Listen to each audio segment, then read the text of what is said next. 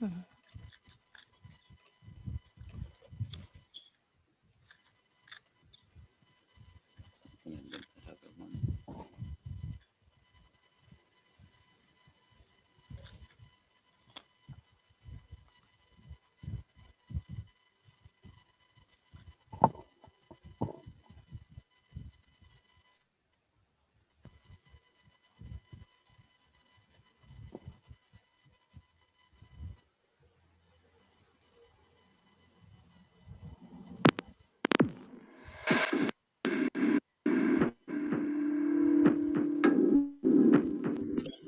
First is a secret parliament vote on legalizing abortion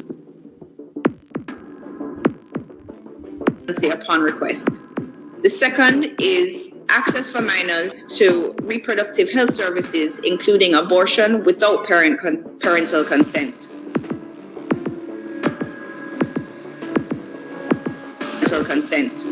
And lastly, termination of pregnancy services should be publicly funded to ensure that women who are most economically vulnerable are able to access them.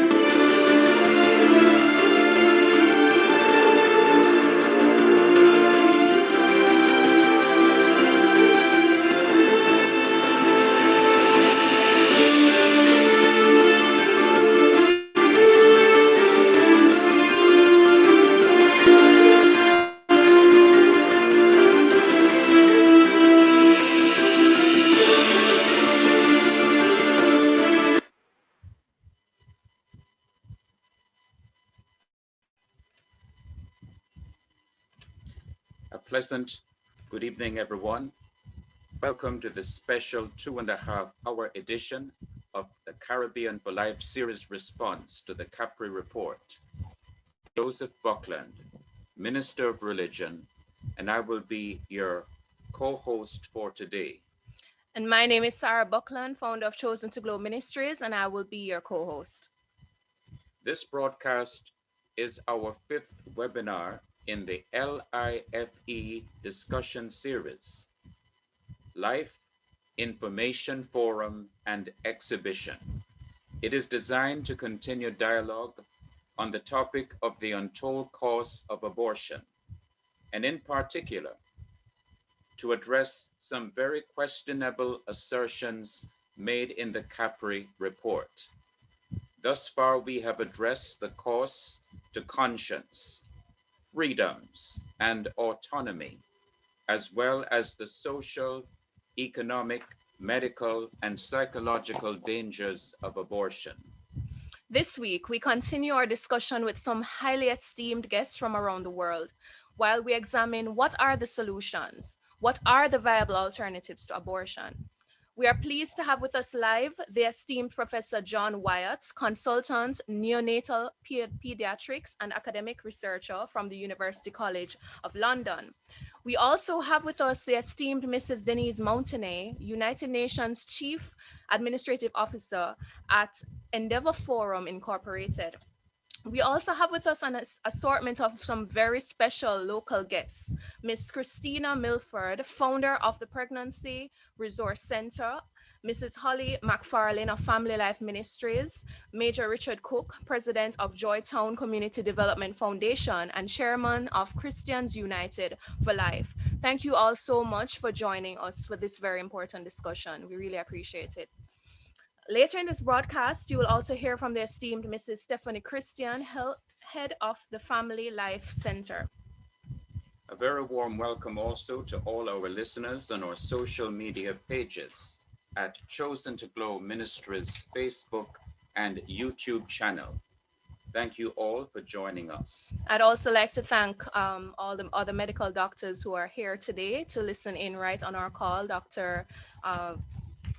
Knight and Dr. Brittany Clacken, and anyone else who have left out. I'm sorry. We thank you very much for joining us. Before we get into the discussion, let us have a word of prayer. Father in heaven, the creator and Lord of life, may your will be done that life may be accepted as your gift from the womb to the tomb.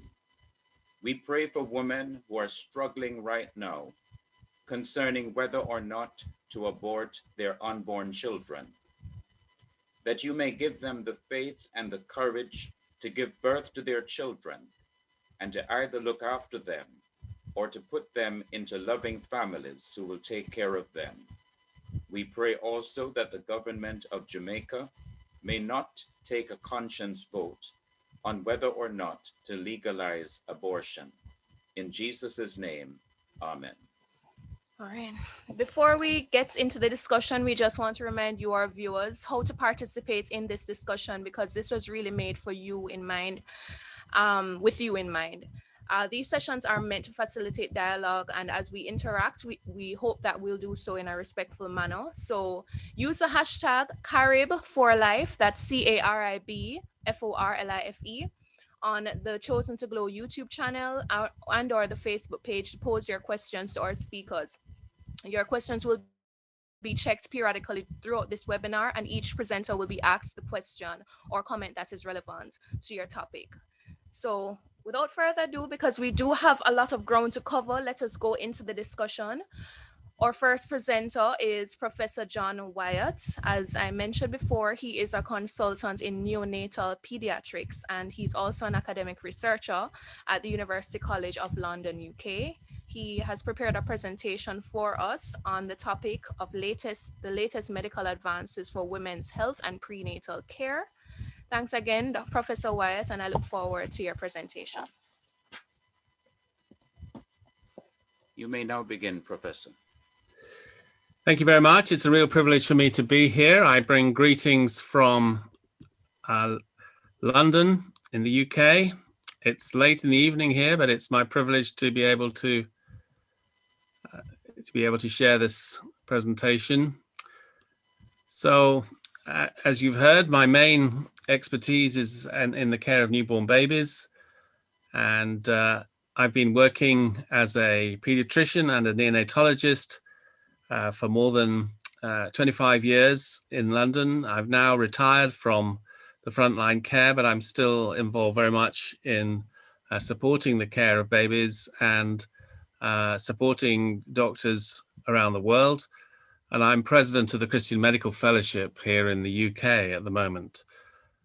So over the years, there's been huge advances in the care of newborn babies, and it's now possible to care for very premature babies. So out of the normal weeks, 40 weeks of pregnancy, it's now possible to care for babies right down to gestational age of 22 weeks. And there continues to be advances in care, although it is a very demanding kind of care to give every baby the best chance of life. And certainly I and my medical and nursing colleagues believe that every baby should be given the very best chance, that every life is precious. And so these are some examples of some very premature babies, of babies that I've cared for and my colleagues have cared for. It's possible for babies to survive weighing now down to 500 grams or even less. And as I said, at 22 weeks, or even very occasionally, even less than that. And that's actually my hand and one of the babies on the baby unit, just showing the contrast in scale. So with modern obstetric medicine, it's possible to monitor the baby in the womb using ultrasound and other investigations. And it's possible to see whether there are problems antenatally. And as medicine advances, it's becoming possible now to give more and more treatments to the baby inside the womb. And this can include intrauterine transfusions, blood transfusions. It can include various kinds of treatments that can be given, medical treatments that can be given. And recently, the development of intrauterine surgery. It's now possible, although it is a very demanding and technically demanding kind of medicine. This remarkable photograph shows the hand of a baby undergoing surgery. The yellow is the finger, or the gloved finger of the surgeon.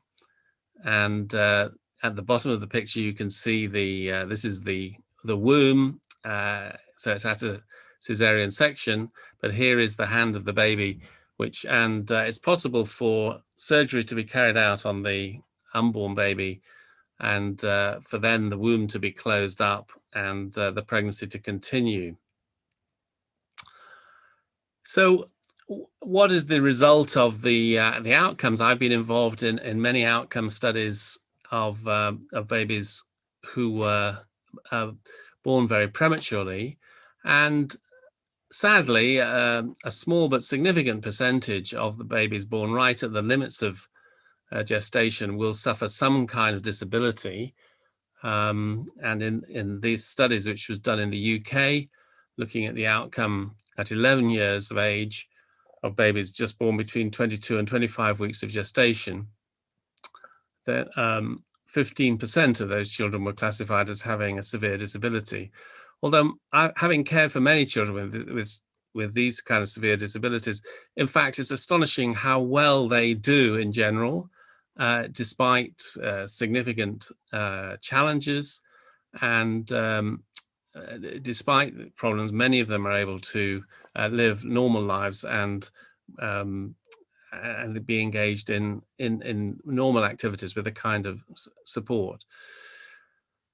Over the years, there's been a steady improvement in the outcomes, and these show the percentages across the UK of the comparing the percentage of babies who survived at these just different gestational ages, both at 1995 and then in 2006. And since then, over the last 14 years, there's been increasing incremental improvement in the outcome, both at 23 weeks and now at 22 weeks.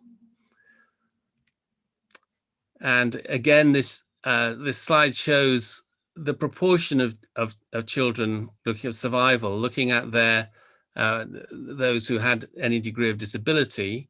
So the white areas are those without any kind of impairment, and grade 1 is very minor impairment. And so it can be seen that the vast majority of children do extremely well, even at these very low gestational ages. And sometimes there are some very difficult challenges when we're caring for difficult babies, babies who are extremely sick. And therefore, what we have to do as intensive doctors is to try to balance the benefits and the burdens of treatment. And there are times when I think it is right, as in other forms of intensive treatment, that it's right to recognize that it's not possible for a child to survive, and that the right thing to do is then switch off the life support machinery and allow a baby to die. And though it's therefore always important to be balancing the benefits of burdens of treatment whilst at the same time recognizing that every life is precious and every life deserves the very best chance of survival. It's sometimes been worried that there have been worries that if we help the survival of very premature babies, is this going to cause a real burden for parents and for families? But I'm relieved to say that studies that have looked into this have not shown any significant increase in the problems that families have compared with having children born at term. So here was a study of families of babies born extremely preterm, and they were followed all the way up for 20 years into adulthood. And when they looked in the families, there was no significant differences in the amount of marital disharmony or family dysfunction or indices of maternal physical or mental health. And so the guidelines that have been produced that are currently in operation in the UK is now that babies at less than 22 weeks, one shouldn't offer resuscitation unless there's some uncertainty about the gestational age. But beyond 22 weeks, then resuscitation should be offered in discussion with the parents to give the baby a chance of survival. And here's another picture of an extremely preterm baby undergoing intensive care. Sadly, not every baby can survive, and therefore, as part of my role as a consultant has been to try to make sure that we care for dying babies in the very best way possible, and that means that every baby gets the very best possible care. And the principles of caring for dying babies are, in fact, very similar to the same principles that when we're caring for older people who are dying with palliative care. And there have been real advances in the care for dying babies. And for me, to help a baby to die well and in the arms of the parents is one of the greatest triumphs of medical care. We can't ensure that every baby survives, but we can ensure that every baby gets excellent care. And so our aims as we're caring for babies who are dying and where it's apparent that there's nothing we can do is that our primary aim is to prevent pain and suffering, to provide basic food and fluids, and to maximize the opportunity for the family to give loving care with that baby. And of course, at the time of COVID, having families in intensive care units has become extremely difficult, but still we see it as one of the highest priorities is to make sure that parents are there and spend time with their babies. And many parents have said to me that the time that they've spent with their baby, even when it's often been just hours or days, that time has been extremely precious to them and something they look back on over time. And in the same way, we've found that it's possible to have even young siblings are involved in the care of dying babies. And this was an example of a young 2-year-old whose younger sister was born very prematurely and sadly was not able to survive, but she was involved in caring for this baby after she died. This was another baby who had very severe lung disease, and we were tried to keep this baby alive using all the resources we had, but it became apparent that it was not possible to keep the baby alive, and I had to talk to the parents and explain to them that sadly their baby was going to die.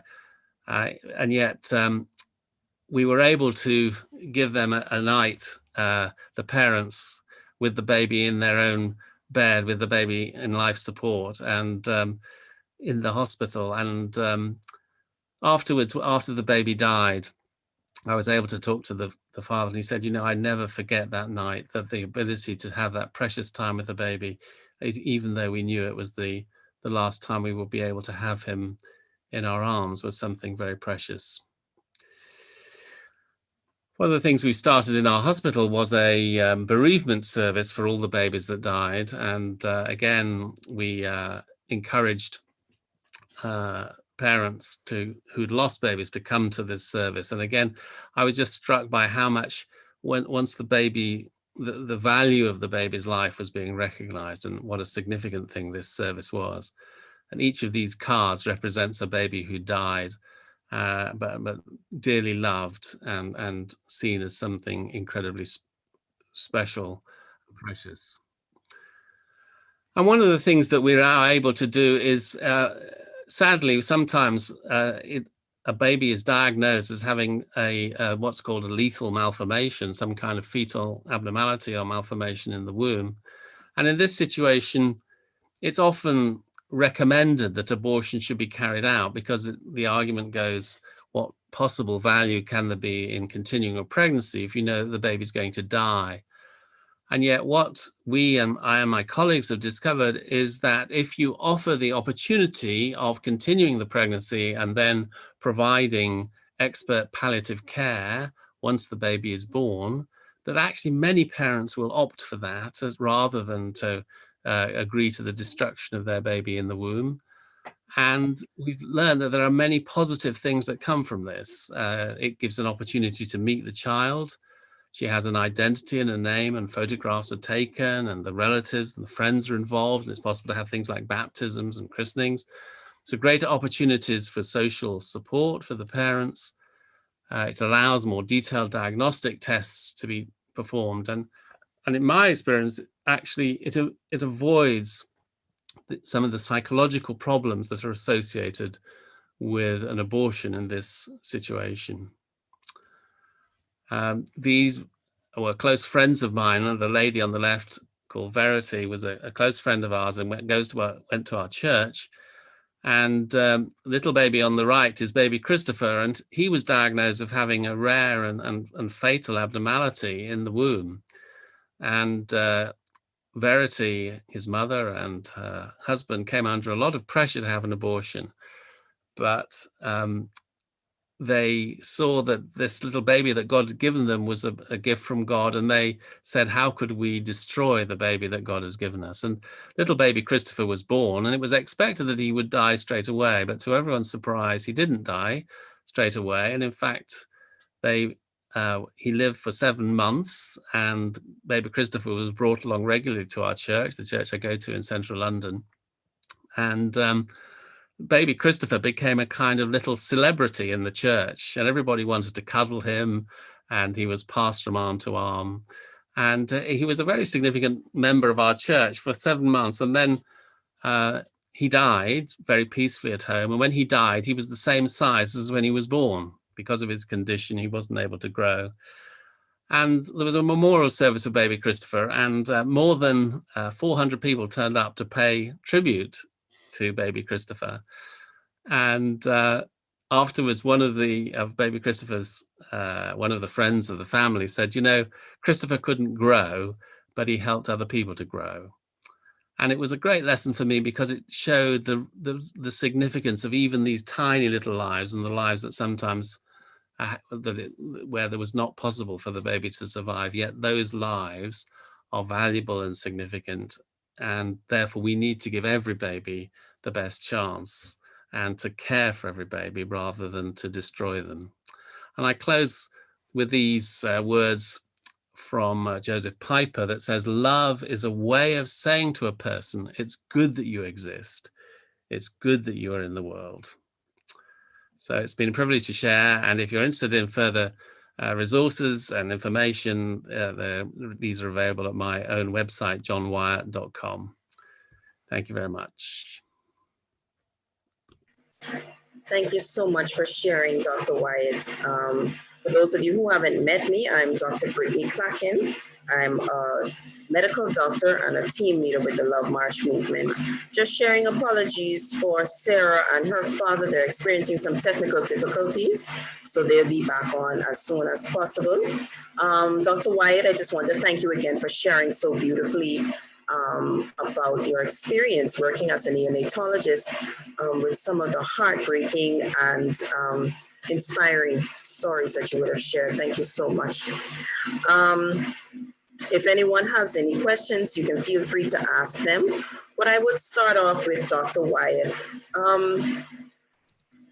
Even from your experience, maybe, I don't know, studies have been done or maybe anecdotally, have you seen much of a difference between women who chose to abort after finding out that their baby had some kind of fatal malformation versus women who, like the last story that you shared, decided to carry the pregnancy on to its natural end. The differences in terms of their psychological effects that they would have experienced. Have you noticed a marked difference? Well, yes, certainly my experience is that there is a difference. Of course, this is always a very tragic situation, and to lose a baby after birth is extremely tragic. But I think there are some marked differences between what happens when somebody has an abortion in this kind of situation and what happens when if the pregnancy continues and the baby dies after birth. In the first case, when an abortion is carried out, what I've noticed is the natural instinct is to keep everything quiet. The whole thing is hushed up, and the person doesn't want to talk about it. They don't want other people to know. And there's often a kind of ambivalence or a sort of guilt, sadly, that they have somehow been involved in this process and have colluded with the death of their child. Whereas what happens after the baby is born, if they continue the pregnancy and the baby is born, then it becomes a much more public event. Once the baby is born, it's almost like the baby belongs to everybody. And so therefore the family is there, the doctors, the nurses, the health professionals, everyone else is involved. And yes, there's sadness. And yes, there is grief, and often it goes on for a long time, but it doesn't have the ambivalence that we see in the case of abortion. And it's done with a supportive network. It means there are other people who've seen the baby is known, there are photographs, there are records, there's a ceremony, and the baby remains part of the family. And I've noticed that nobody ever forgets that baby exists, so that afterwards, maybe years later, and you say, how many children do you have? And they say, oh, well, we have 3 children, but one of them died. But that child remains part of the family and is celebrated in a way that sadly is not the case when an abortion is carried out. Thank you so much for that, Dr. Wyatt. I think it really speaks to embracing the identity of a child from the womb, celebrating their life, no matter how short it might be, no matter how difficult it might be. And it really highlights the kind of redemptive effect and the redemptive effect of actually allowing this life to thrive as long as possible. And it seems that it's really helpful for the families in the grief process, because abortion does carry a lot of grief, even though it is hushed up. But when you can express, when you can lean on your network, when you have persons who can celebrate with you, grieve with you, it really makes it easier. And other persons have testified to the fact that when they speak to women who are contemplating abortion, that they when they are given support, when they're shown that, you know, I will support you, a lot of them decide to change their minds. If there are no further additions you want to, okay, Ms. Mountainay, Denise Mountainay wants to say something, you can go right ahead. Yes, hi there. Thank you so much, Dr. Wyatt. I'm not sure if you're aware of this, but one of my colleagues, Brent Rooney, has done a lot of research regarding premature births. And I was at the United Nations World Health Organization in Geneva, Switzerland, 5 or 6 years ago, when I saw a display they had on there called Born Too Soon. And I started doing some investigation, and I discovered that every year over 15 million children are born prematurely every year. And out of 15 million, 1 million of those children will die. And tragically, many will end up with cerebral palsy, autism, deafness, blindness, respiratory problems, as you well know. And one thing I've found that's very interesting is that right now, there is not one or two studies, but there are 4 systematic reviews that have been done regarding this issue relating induced abortion to premature births in subsequent wanted children. And so, I'm curious as to when you do the woman's history, how many of them, had abortions in their past. And they found that there was like 140 studies from 34 different countries showing a 52% increased risk of women having premature births after induced abortions because of the cervical and uterine damage that legal abortion is doing on women. And so, because unless I missed it in your talk somewhere, I feel this is crucial that doctors and women and politicians need to know the link between induced abortion, cervical uterine damage, and subsequent preterm births in wanted children. Thank you. Yeah, no, thanks. I mean, that's absolutely true. And in fact, that is now settled science. It's very well known, that case. Sadly, as you say, that's something that isn't widely known in general among the community, but it is very well known in the profession that unfortunately having an abortion does increase significantly the risk of having a preterm child in a subsequent pregnancy. And as you say, the studies have shown that consistently. Thank you so much. And we did explore that in our webinar on the medical dangers of induced abortion. Dr. Anthony Levatino explained at length, and other doctors, Dr. Len Franchi and others, would have spoken to the various physical effects of induced abortion on a woman. Thank you all so much for the engagement. We're just going to move right on to section 2 with Mrs. Denise Mountainay, who's the UN Chief Administrative Officer, and I think the founder of Endeavor Forum, Inc. And she will be presenting on pregnancy resource and policy needs from the perspective of a post-abortive woman. So without further ado, Mrs. Mountainay, you can go right ahead and share your presentation with us. Yes, thank you so much. It is such an honor to be here and share my testimony with you. I believe that I'm representing millions of women globally who, like me, were pressured into having abortions. Many of us were lied to about the fetal development. I was told by abortion staff, clinic staff.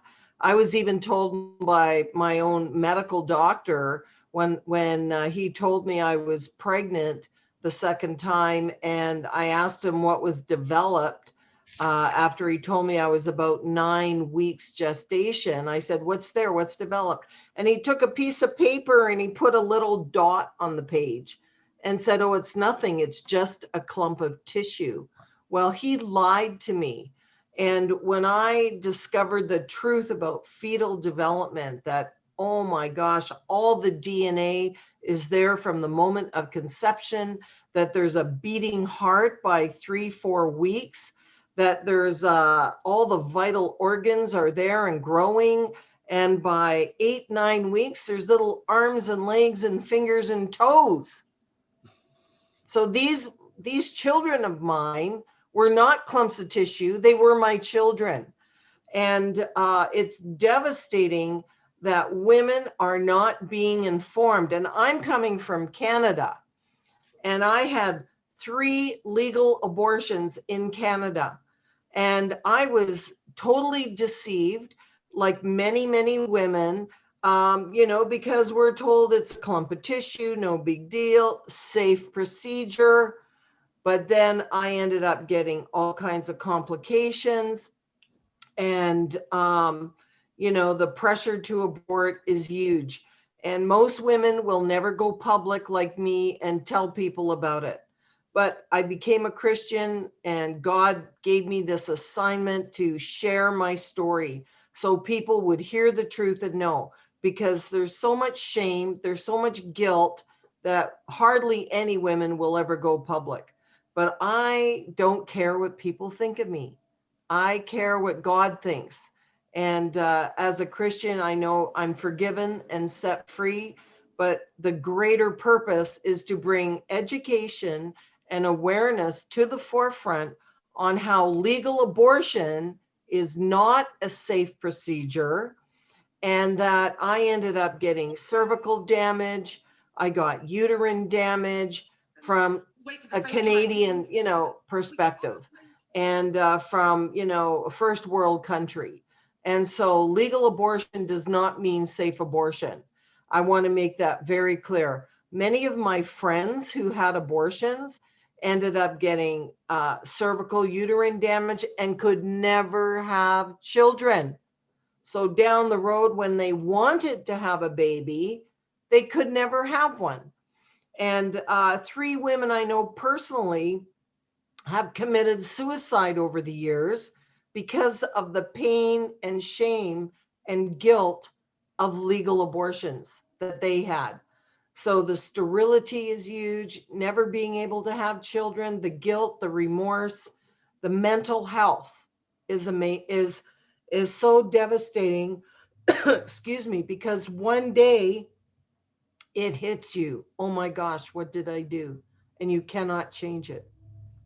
And so many, many millions of women are suffering in silence because it's the deep, dark secret you don't want anyone to know about. And I remember, just for myself, to give you an example. After my second abortion, it was very traumatic. It was wide awake. I was wide awake in an abortion clinic. And it was very painful. It was excruciatingly painful. I remember asking the abortionist, stop it. I changed my mind. I don't want to do this. He said, too late. And he kept doing it. And, it felt like I was being raped. That's how abortion felt to me. And abortion is the greatest crime against humanity in our generation. Millions of children are being unjustly sentenced to death. That it's a woman's right to have her baby killed before birth.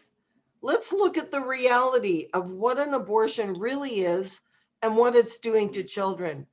In my work at the United Nations, now if you look at the history, the United Nations began after the Nazi Holocaust, where they killed the unwanted Jews. But who is it today? It's the unborn children that are being unjustly sentenced to death. Sorry, my dogs are barking. What can I say? You know, um, but the push at the United Nations is horrible, because they are pushing the LGBT agenda. They are pushing abortion on demand globally without restraint, and they want all the governments to pay for it. And so it's all about population control and the depopulation of people groups. So they're targeting Africa and South and Central America right now because there's a lot of Christians there, and they've been trying to hold back the gates of hell. But my whole focus and emphasis is bringing education and awareness on the damage of legal abortion. I ended up getting a damaged cervix, badly scarred uterus. I had 2 lumps removed from my left breast, breast cancer scare. And right now there's not 1 or 2 studies. There's over 60 published studies linking breast cancer to induced abortion. But they don't know why this is happening. As the cancer societies, most of them are being silent on this evidence. And it has to do with the estrogen. And if you've had Dr. Angela Lanfranchi on, a breast surgeon, she explains, I can explain it in lay terms, but she explains how that happens. And So the births are linked, the premature births are huge, the mental health. And as a matter of fact, the British Journal of Psychiatry, a prestigious medical journal, published by Dr. Priscilla Coleman in 2011 that, and they looked at 22 published studies, and they found 36 different mental health effects, how it can affect women, depression, suicides. I mean, Finland did a huge study finding that women with an abortion history are 6 times more likely to attempt or commit suicide. And I know 3 women personally. One just died last week. And you know, they found that overall women with an abortion history experience an 81% increased risk for mental health problems. So there is something wrong when in a hospital, at one end of the hospital, they're doing everything to save sick premature babies, but at the other end, they're taking healthy children. The devastation to women is huge. I know as an eyewitness account from my own personal experience, how abortion, you know, hurt me in many different ways, physically, psychologically, emotionally, and spiritually. Because whenever a man or a woman or a country comes into an agreement with abortion, we are coming into an agreement with a spirit of death and murder.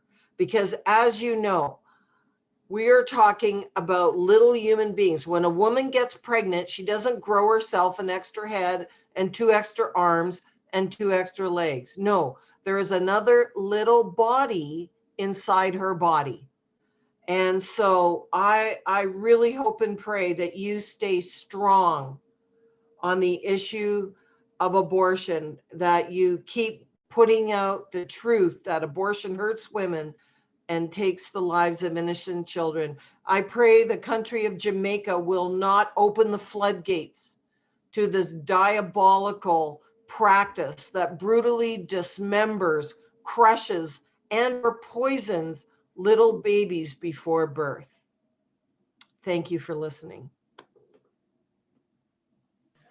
Wow, thank you so much for sharing so beautifully, Mrs. Mountain, and so candidly about your own personal experience being, having undergone 3 abortions. We have a few questions. One, I mean, I think your end was really an appeal to the Jamaican government, but I would just ask you, if you could say something to the Jamaican government. There are well-meaning persons who agree with abortion, and they are of the opinion that it is somehow benevolent, it is somehow helpful to a woman in crisis to allow her access, even to allow minors access to abortion without their parents' knowledge or consent. Please speak to someone who supports abortion on these grounds.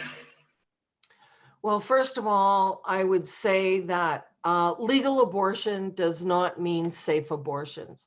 So whether legal or illegal, abortions are still going to harm women's mental health and reproductive health.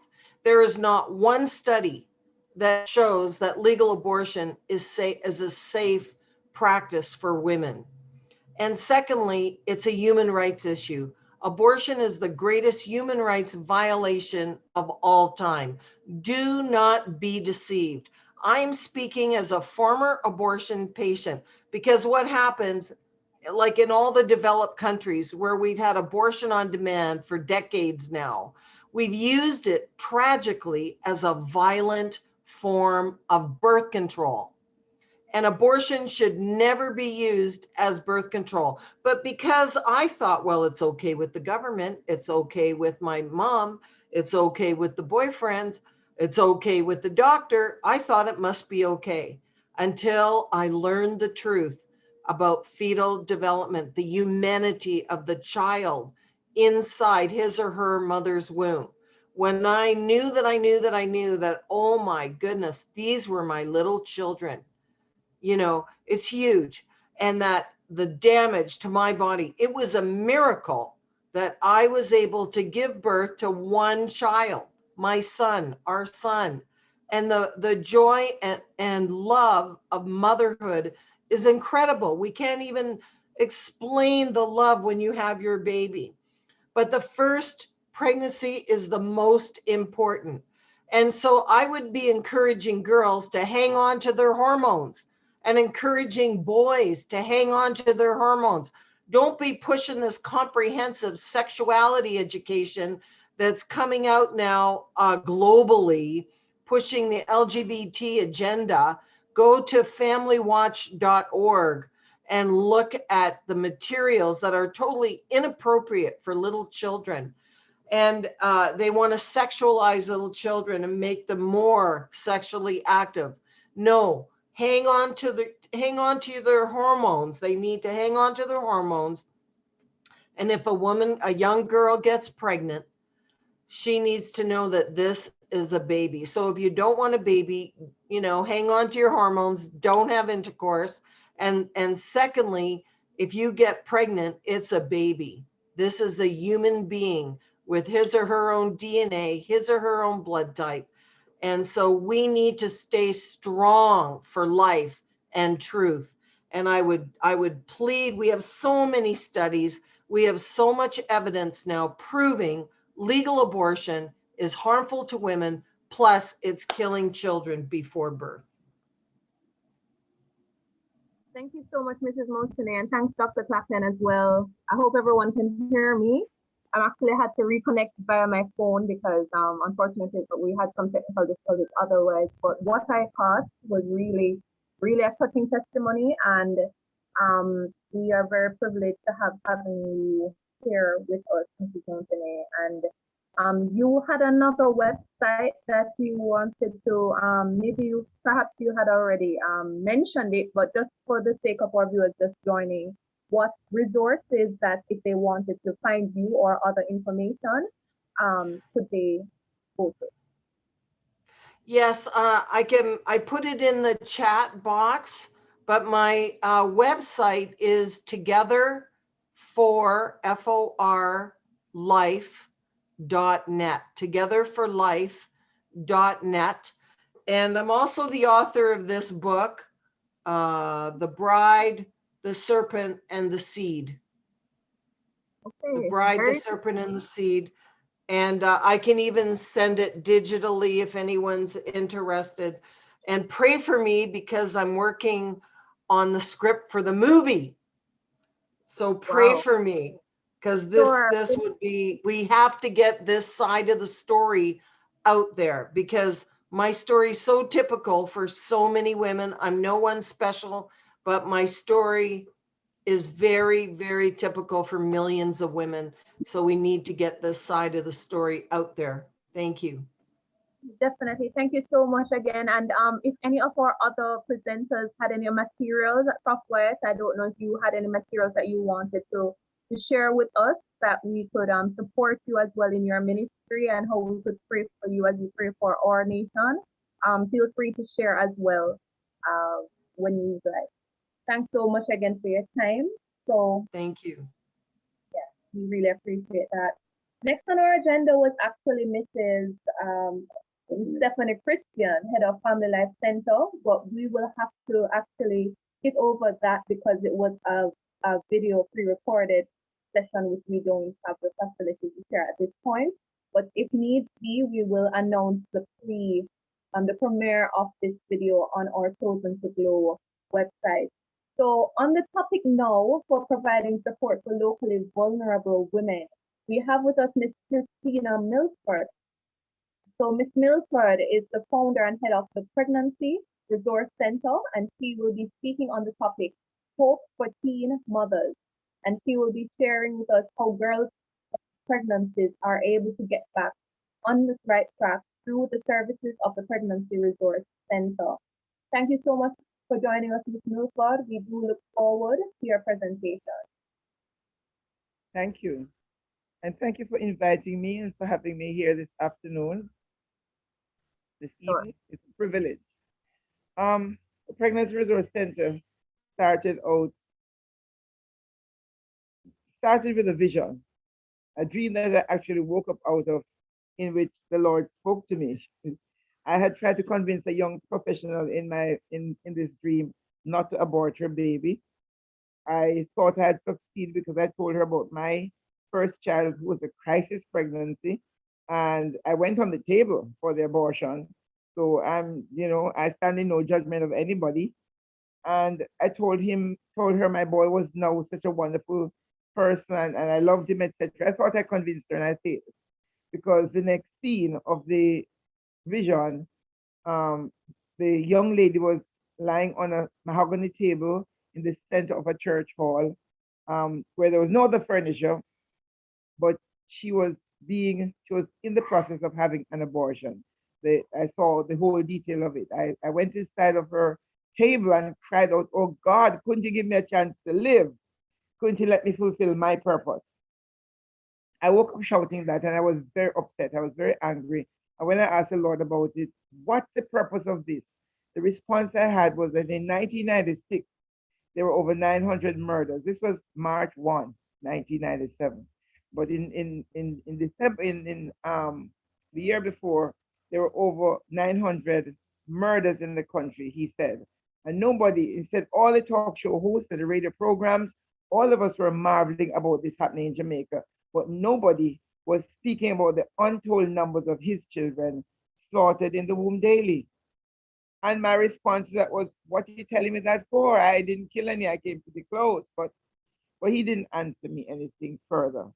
But the interpretation of that dream later on that day by a man, Peter Butt from England, was he said a woman in his church had a similar vision, went to United States and did some research, and went back and started a center for women with a crisis pregnancy.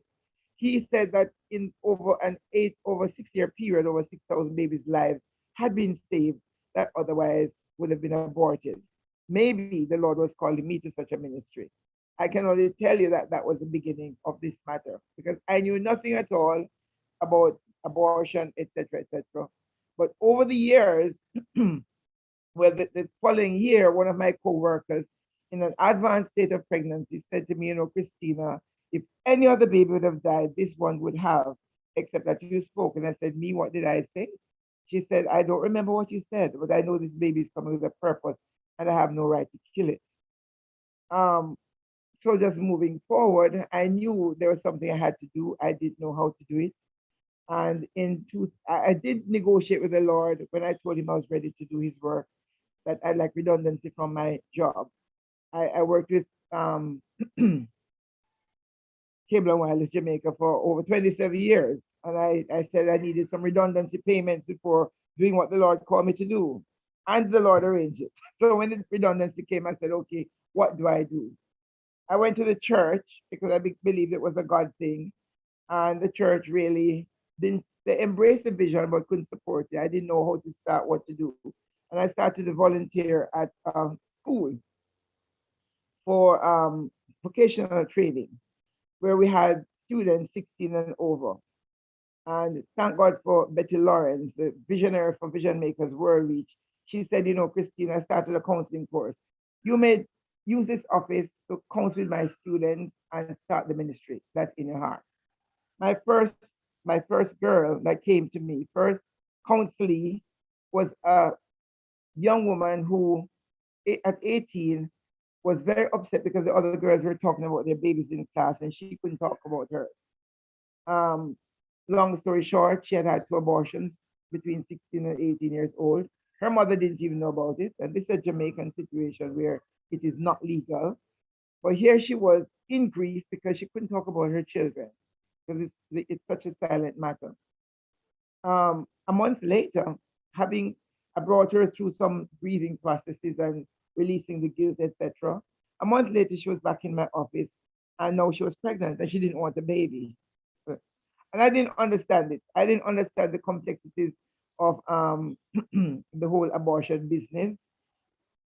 Now, so many years later, I have seen many women who have had similar issues where they have had abortions, want back a baby, and when they're pregnant, they don't want a baby because their circumstances have not changed. So the fears that generated the abortions are still with them, and so you'll have repeat abortions. Nevertheless, the grieving is still there. But this girl ended up losing the child through some misfortune, and but I've never forgotten that.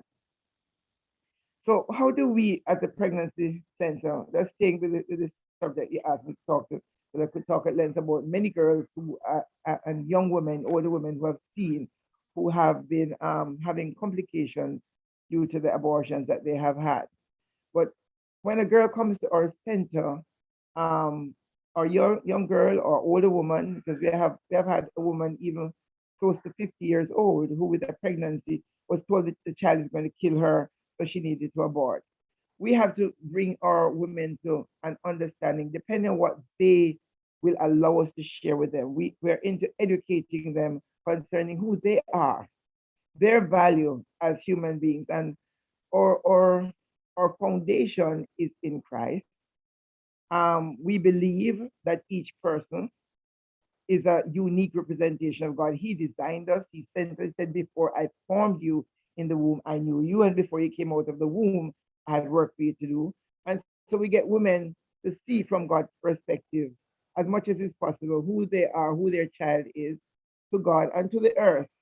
Um, and we have been able to help them overcome the fears many times that are driving them into thinking of an abortion. Most women have no knowledge of what an abortion really is or how it might affect her. And because we are unique individuals, each woman has a different experience. However, um, sometimes the fear is so great, they have to have an alternative that is that makes sense. And I'm remembering a young woman who came, I didn't even know she was 7 months pregnant, but she was in college and all kind of issues related to that. And I said to her, after all the various interventions I could give her, she still wanted to know if there was an abortion doctor that I knew that I would refer to. We neither refer for abortions nor recommend it because we know that life is precious and sacred, both her life and the child's life. But in the end, I said to her, what if there was somebody who would care for your child for you? That you could release this child and care in an open adoption where you could understand what's happening in the child's life as the child grows. And she said, she never thought about that. That gave her a different dimension. I can only tell you that that little incident, that intervention helped her to come to terms with, I don't have to kill my baby. Somebody else might care for the baby, even if I'm not able to.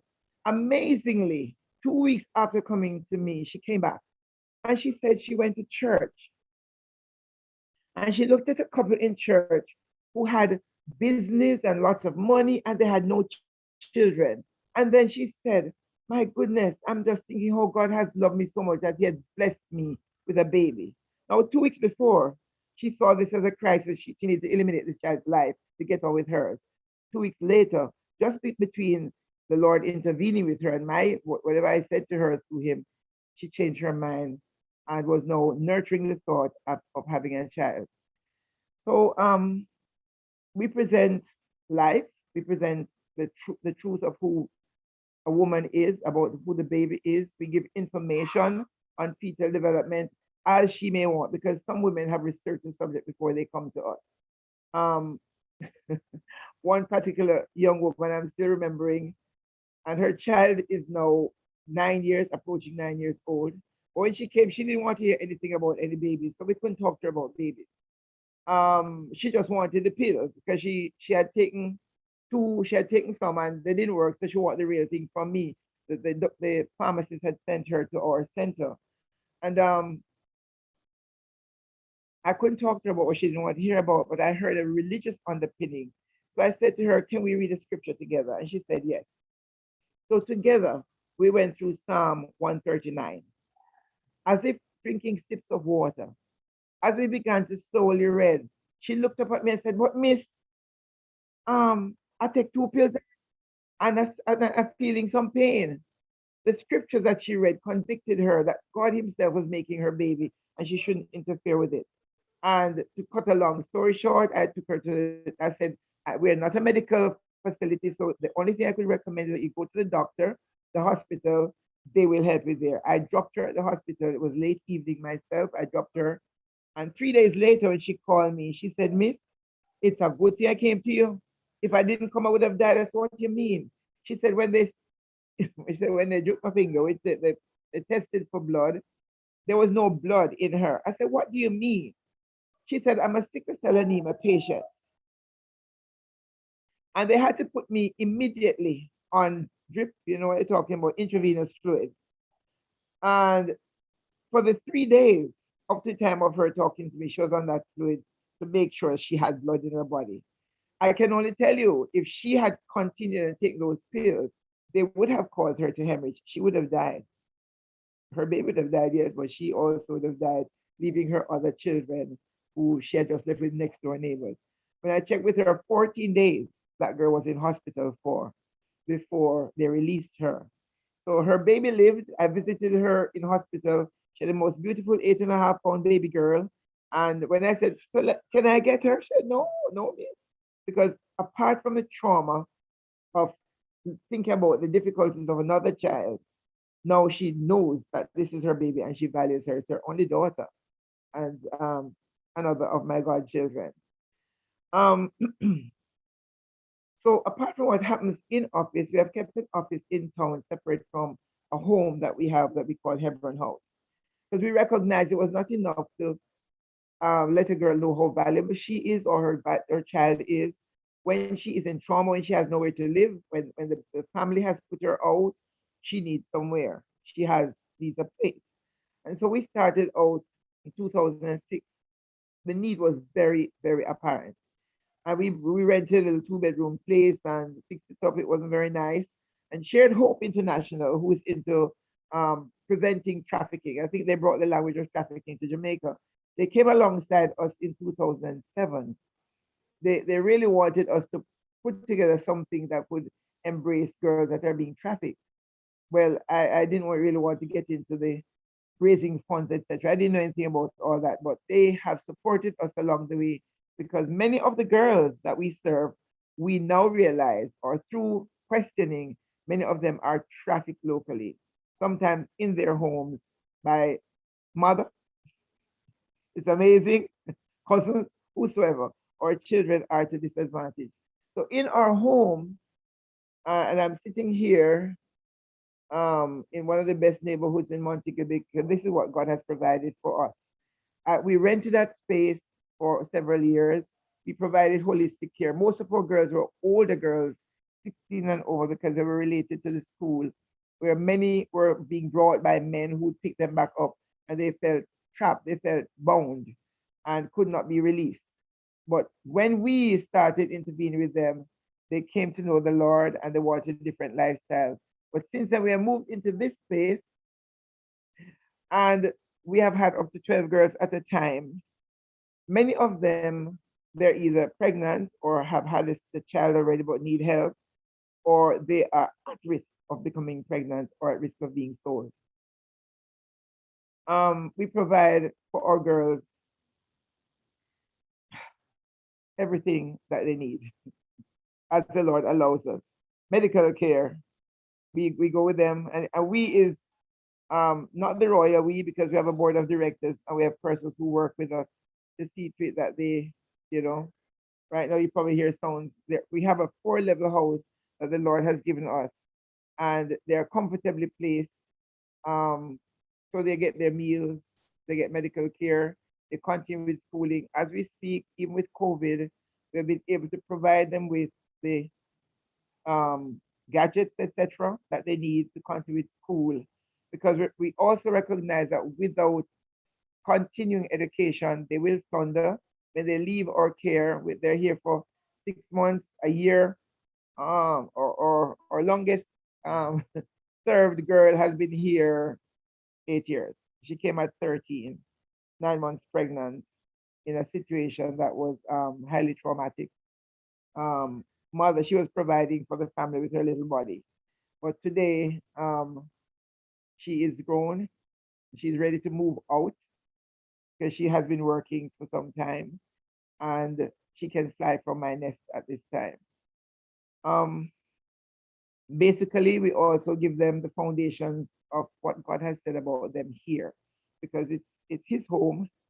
We say the kingdom of God is here, righteousness, peace, and joy. It's not easy to work it in for them because many have come from very fractured situations. However, they embrace the thought themselves and they get a better life later on. And even here, they will tell you they didn't know how to talk to God, they have learned. And so their children end up being blessed and they understand some more, a little bit of what needs to be done in life. Um, that's part of the work that we do apart from we also have training that we've done, Daughters by Design training, where we try to give teenagers recognize that nobody is telling our girls or our young men, but we focus on the girls because that's who we deal with primarily. Nobody is telling them that they can say no to sex. Nobody is telling them that they are valuable and that their bodies are the temple of the Holy Spirit. So we started a program from 2014 called Daughters by Design.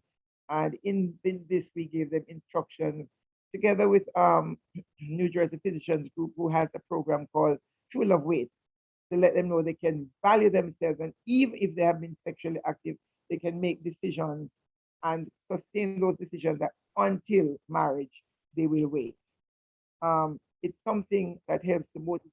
Don't all succeed at it, but we tell them even if you can cross off the date and redate it again. So at the time of your you meet your partner for life, that you can say to this person, from this time I've been preserving myself just for you.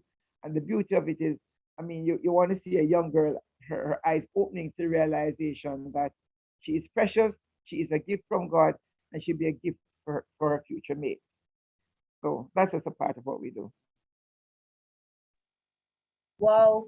Thank you so much, Ms. Milford. It's certainly really good to see that Christians are really rising to the occasion to help women who are in difficult circumstances, being supported to help make decisions that they will not regret. And I didn't know also that there are training programs as well that you offer. So that's really good to know. And we do hope that if you are listening out there and need support, to know that there are actually centers here in Jamaica that you can really go to get the help that you really need. So right now we're just going to be briefly opening up the floor. If there are any questions, anyone here or anyone on social media, Dr. Patton, has that you can find, you can now just have a little dialogue about what has been presented. One of the things that I would really like to ask, what do you think are some of the gaps that remain in terms of the services that are needed? So we do have services here, but we know that definitely there is room for improvement, and our government right now is thinking about where to make their investment in abortion clinics, make their investment in something else. From your experience in the field, actually going directly to women who are in vulnerable circumstances, what do you think that the government can actually invest in to improve health and health for women? Um, Order for women, I don't know any woman who doesn't want to work, or women need employment in order to be self-sufficient. And a lot of the fears that drive abortion is the fear of not being able to provide for a child or another child. So I believe if they would invest in developments in what can they do with their hands, women want to work. And I believe it's something that could be competitive for parliamentarians to say who could best supply, projects that will make women even compete to do better than, in order to produce and therefore provide for their families. Education is also key. A lot of our women do studies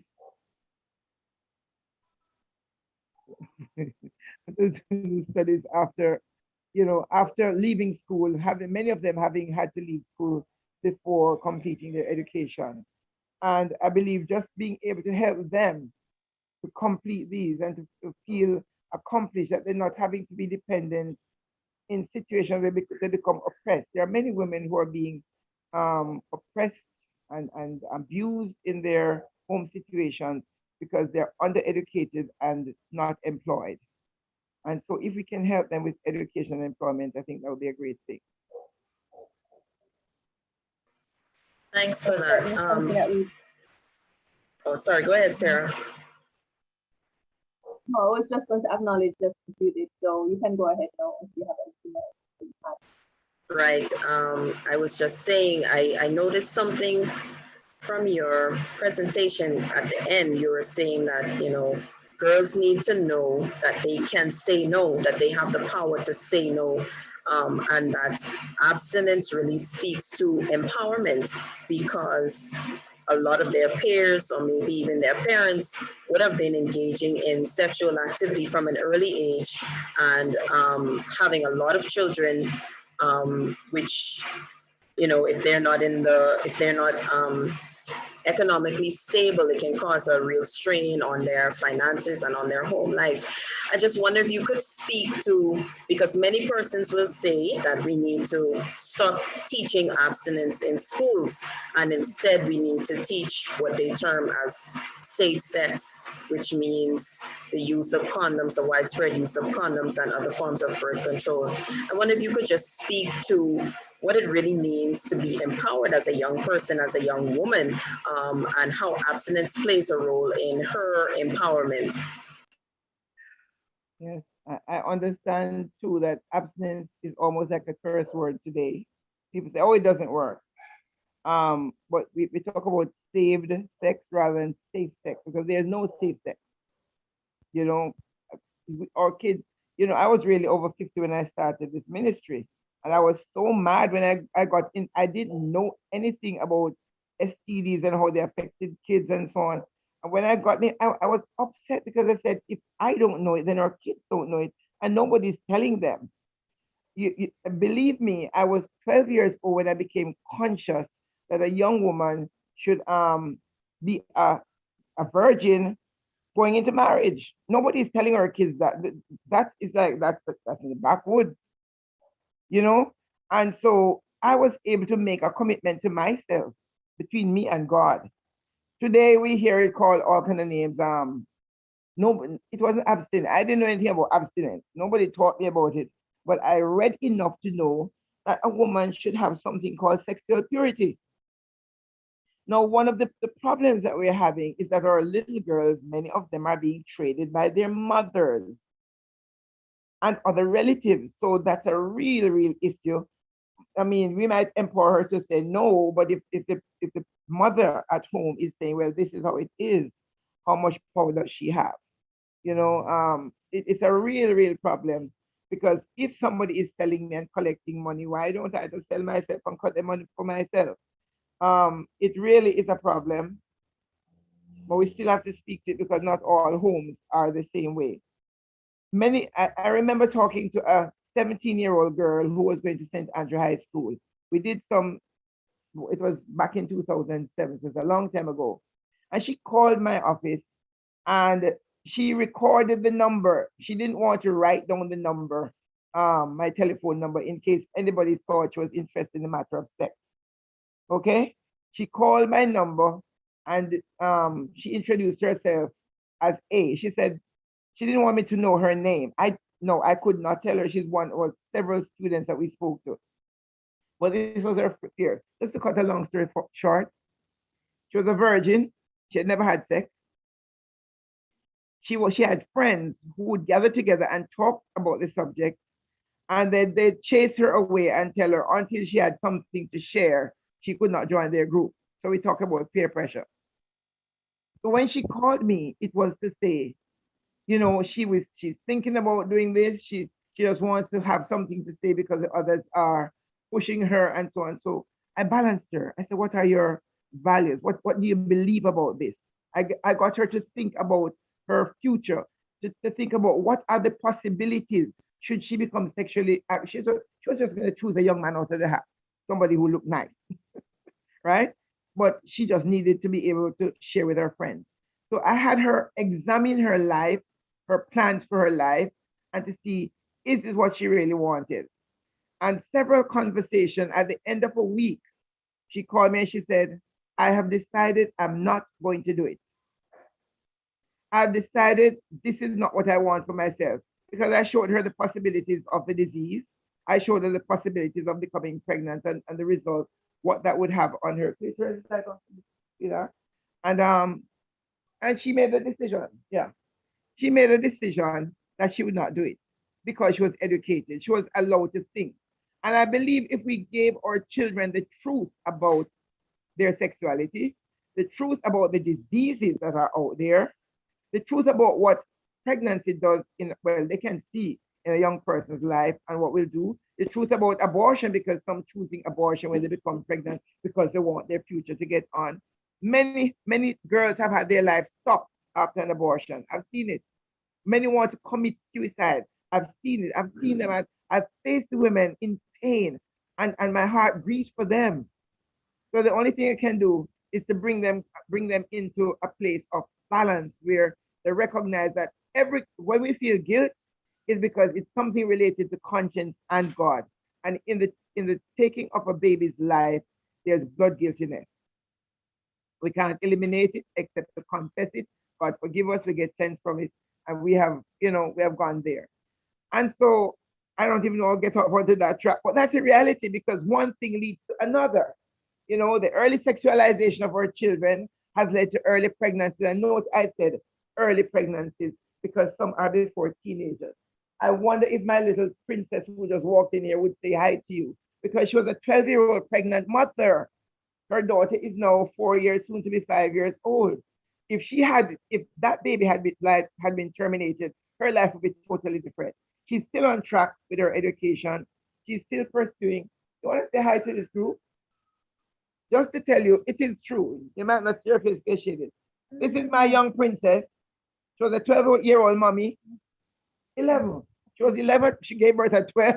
So she was pregnant at 11. Okay. She's in high school. She's doing well. And she's focused. Of course, there are difficulties, there are challenges, but we are here, and the support we provide for her and her baby. Her mom died. Her mom died before her baby was a year old. So we've had to provide all kind of support, and we just think it's possible. Our girls can get on with life with love and support. If one family member would just stand with a girl, then most times they would not choose to have abortion that just wreck their life. I could tell you stories after stories of messed up lives because of abortions. But for the interest of time, I'm telling you, Jamaica don't need to have that legal. We don't need to be having abortion. We need to love our girls, love our children, and the church needs to stop put pressure on women to abort. I'm sorry.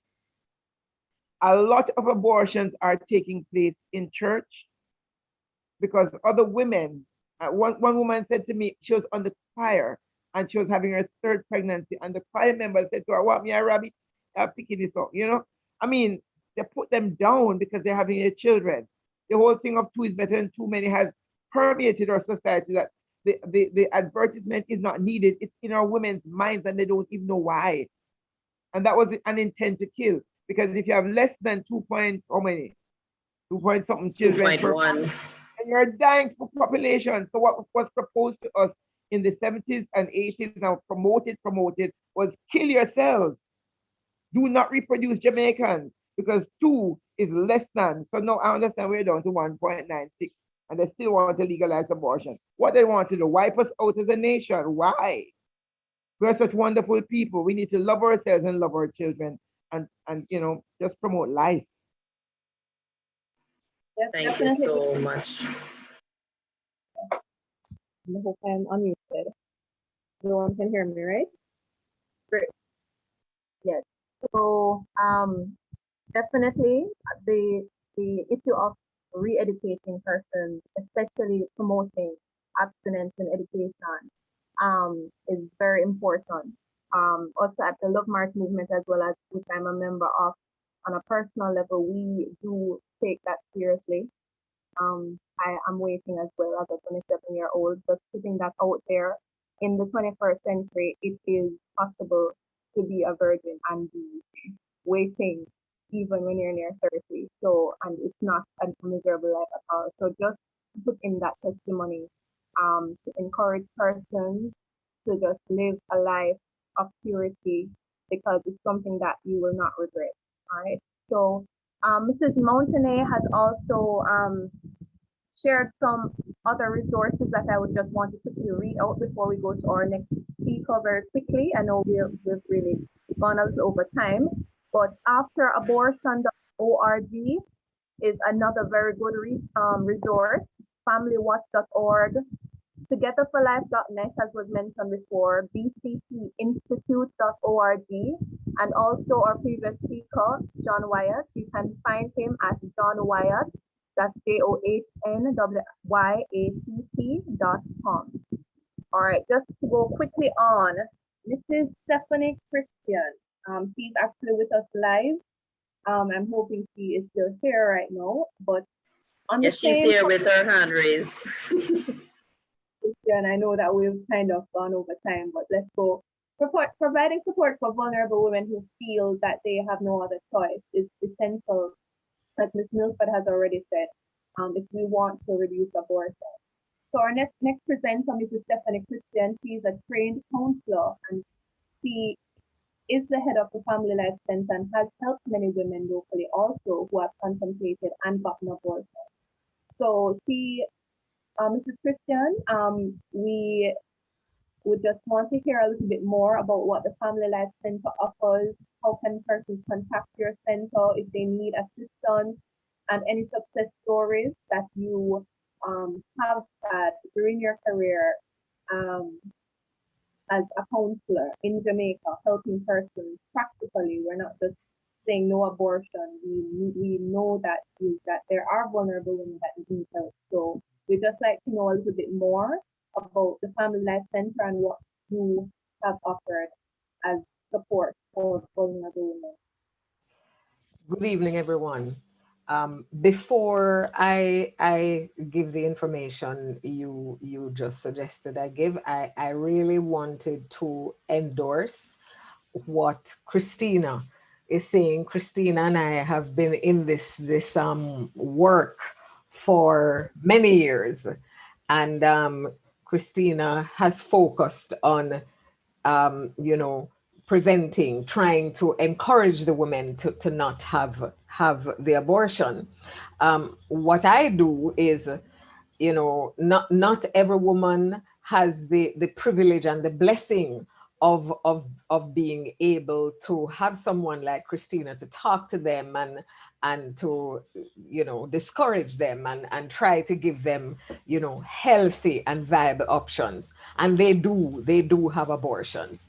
But before I talk about that, I really wanted to say that I think for the church that we have an obligation to start as early as we possibly can to help to shape the minds of our children about the sanctity of their life, the sanctity of the gift of their sexuality.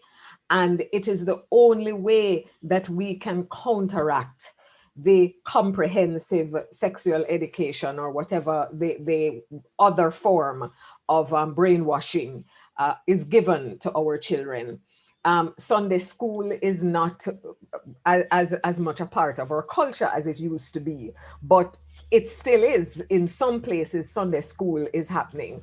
And I think that's an opportunity to give age appropriate teaching and you know, help. These children are a lot more exposed than certainly than I was, you know, at their age.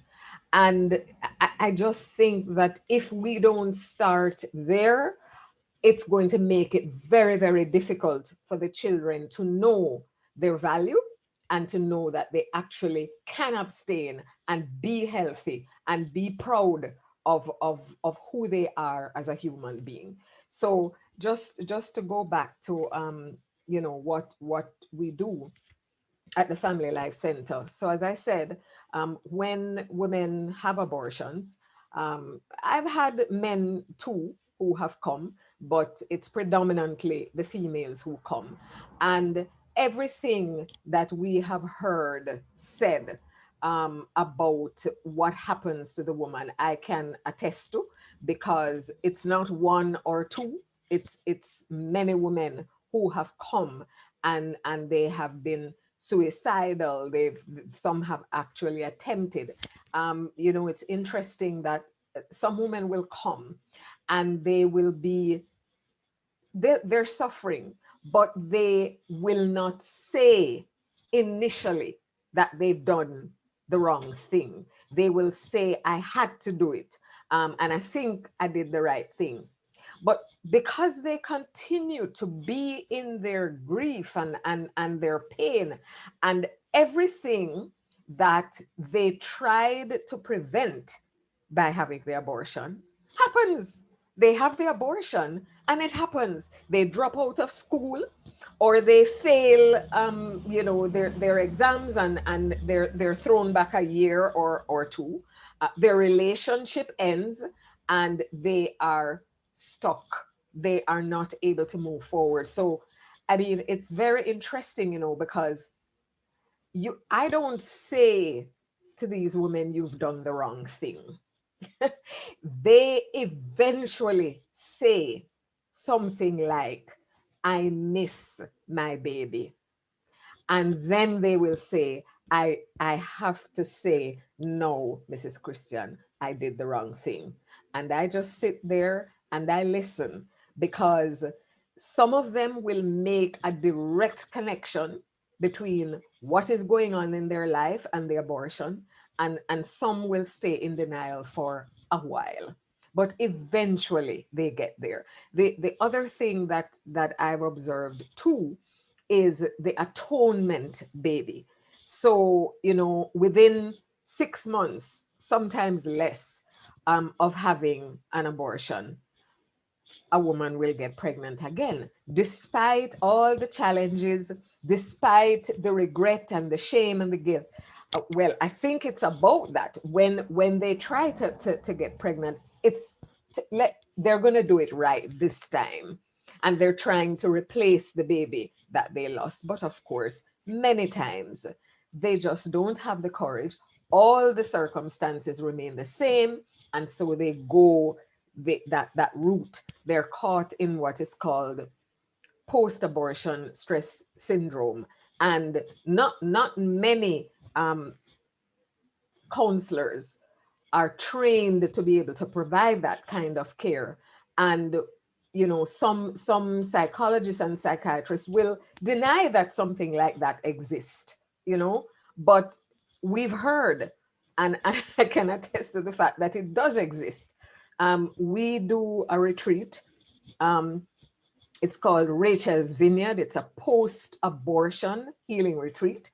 It's a weekend residential retreat. Unfortunately, we haven't been able to do it since COVID-19, and I don't think we will be able to, because it's very personal. It's very relational. There's close contact and with social distancing. I think we'd be challenged. I don't know that it would be as effective, because we really in a Christian, in a loving way, we care for these women who are really grieving. That's what they're doing, grieving. And what are they grieving? The loss of their baby, because they know that it's not a blob of tissue, as they have been told, it is a life.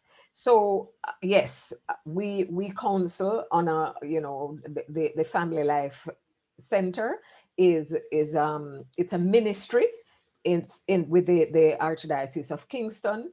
We are located at number 3 Golding Avenue on the premises of Mary's Child, and we not only do counseling for post-abortive women, we counsel individuals, we counsel families, do a lot of grief counseling, and of course, abortion falls under that category. People don't think about it that way, but women need to grieve, and they need a safe space to grieve.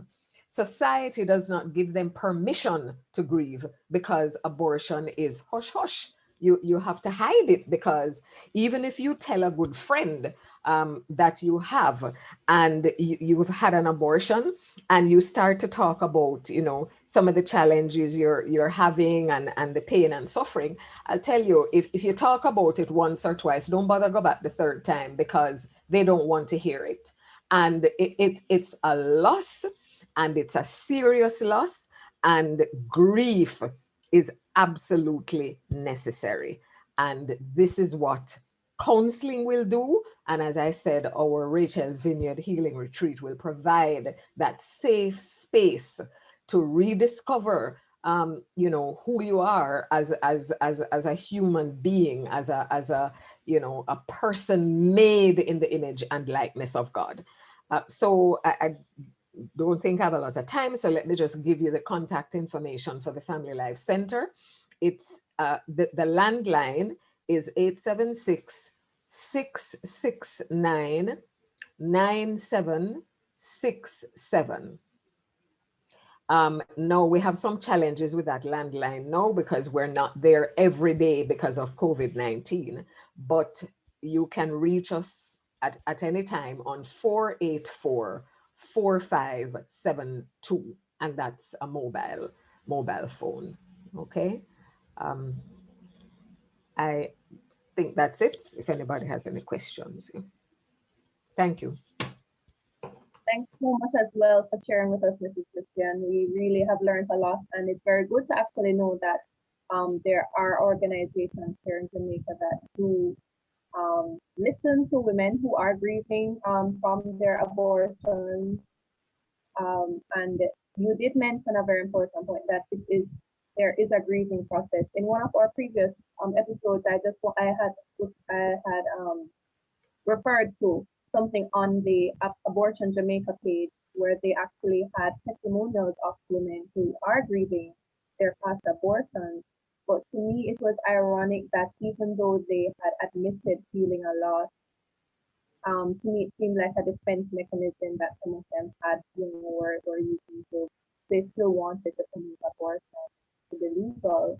But as a Christian, I realized that there has to be a balanced attitude. We cannot come in the spirit of condemnation, but we have to come to them to let them know that there is help out there, and we do want, it's not that we want to restrict them and their choices, so called, but what is the better choice? And our government needs to actually be promoting healthy choices and not legalizing something that will hurt not only the baby but women as well.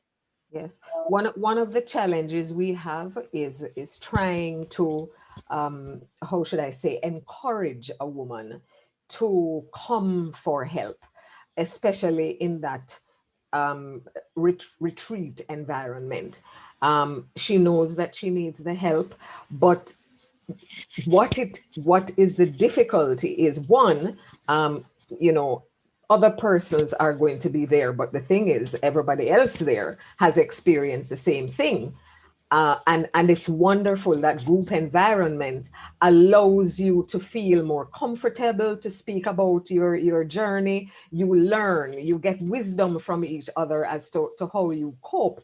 And it is, so difficult because they have to, a woman has to admit that she has done something that goes against nature. And this is no condemnation at all. The retreat is done with love and care, and there is no condemnation, no judgment. But within the woman, for her to come forward for the help, she has to admit that she has done something that she doesn't feel proud of, that she feels regret and shame. And sometimes it takes a while to be able to work through the guilt and the shame, and to let them know that there is nothing you can do, that this God who created us is not going to forgive. He forgives and he loves. And it is in that environment that we, with the help of God and each other, provide the support that these women need. Yeah. Thank you, Mrs. Christian. It was good hearing from you again. At times, Vulnerable women are not able to take care of the child they bring into this world themselves. Adoption is a viable option in these cases. Our next guest is Mrs. Holly McFarlane from Family Life Ministry. He will be discussing the topic, opportunities and the gaps in the adoption process in Jamaica. Thank you for joining us, Mrs. McFarlane. Thank you so much. Thank you very much, and thank you for having me. I always welcome opportunities to champion the cause of our children, whether born or unborn, because they do really need champions. I'm just going to speak a bit about foster care and adoption, because if we're saying to women, abortion is not the best alternatives, then we have to give them alternatives, because some of our women and young girls are really not in a position to raise the children whom they're bringing into the world. And so we have to look to things like foster care and adoption. Sometimes they might have someone within their family or relative who might be willing, but if not, then they would have to go through a program, a legal program of foster care and or adoption. The government of Jamaica, through the Child Protection and Family Services Agency, actually facilitates adoption and foster care. However, the adoption process sometimes can be a bit lengthy for persons who know who they want the adoptive parents to be and they are in agreement, then that process is shorter. However, if an adopted child is coming from state care, a ward of the state, then it takes much, much, much longer to get a child for adoption. However, foster care is an easier, more viable option. That process moves along more quickly. However, even though it moves along more quickly, it's not that it's a rushed process or it loses any of the integrity, because persons who come forward to foster children are carefully screened. For instance, they have to produce a clean police record. They have to be able to get references from their communities, persons who live and work among them, so they're able to refer them. They have to be able to provide a clean, safe environment for the child and provide for that child. Any Jamaican who meets these requirements can apply to foster a child through the CPFSA, Child Protection and Family Services Agency. However, Family Life Ministries operates a foster care program for the Christian community. The CPFSA is the only organization in Jamaica with the legal authority to do foster care, and so we do it under a service agreement with the CPFSA. So the requirements are the same, with the exception that the prospective foster parents would have to be a Christian single female or Christian couple, and they would have to be in fellowship because they would need a letter of reference from the pastor. And so we encourage foster care. It's what we do. We promote it every day because of the damage that being raised in an institution does to children. It impairs the development of their brains. There's certain areas of the brain that don't develop as they should. And so the children are not able to carry out certain functions, and they don't develop cognitively as well as they should, socially, psychologically, etc. However, when we look at foster care, what we're saying to parents is, if you are willing to allow someone else to raise this child for you in a foster care environment, you still have the legal rights as a parent. That legal right is not taken from you. If someone adopts your child, then you lose your legal rights as a parent. If you allow your child to be fostered, then you can still have a relationship with that child as the child is being fostered. So persons who might have found themselves pregnant in unfortunate circumstances, but you really don't want to give up the rights to your child because you love your child and you want to parent your child, but you're just not able to do so at this time, foster care might be a viable option for you, because then you would be able to continue to have a relationship with that child. And so that when you are able, you can now take on the parenting of that child for yourself. Now, if it is a situation where you are not, for whatever reason, you're saying, no, I want to give up my child, then adoption is the route that you would go. One of the reasons why we promote foster care is that for persons who find themselves in crisis, we really don't want that child to end up in an institution and having to spend any portion of their lives in that institution, because the damage begins to take place so quickly at the very level of brain development and how that brain is developing. And as soon as a child goes into the children's home, that child begins to process trauma, because being in the children's home is a traumatic experience for the child. And so that child begins to experience damage at various levels of their being, their psyche, their subconscious, and even in the conscious self. And so we really would say to ladies and young girls who find themselves in this situation, consider foster care and adoption. Family Life Ministries is here as an option for you. Our parents are carefully screened. They're screened from the legal level with the police, screened from the spiritual level with their local church, and screened also in other areas in terms of being able to provide for your child. And so we would encourage you to come contact us at Family Life Ministries so that we can help you along the journey to help you through this unfortunate situation in which you find yourself. I so endorse all the presentations that have gone before and the work that everybody is doing, because abortion really does create a lot of damage. Not only is the child killed, but the mother is in many cases scarred for life. And so what we want to do is to say, have your child and look at the option of foster care and adoption.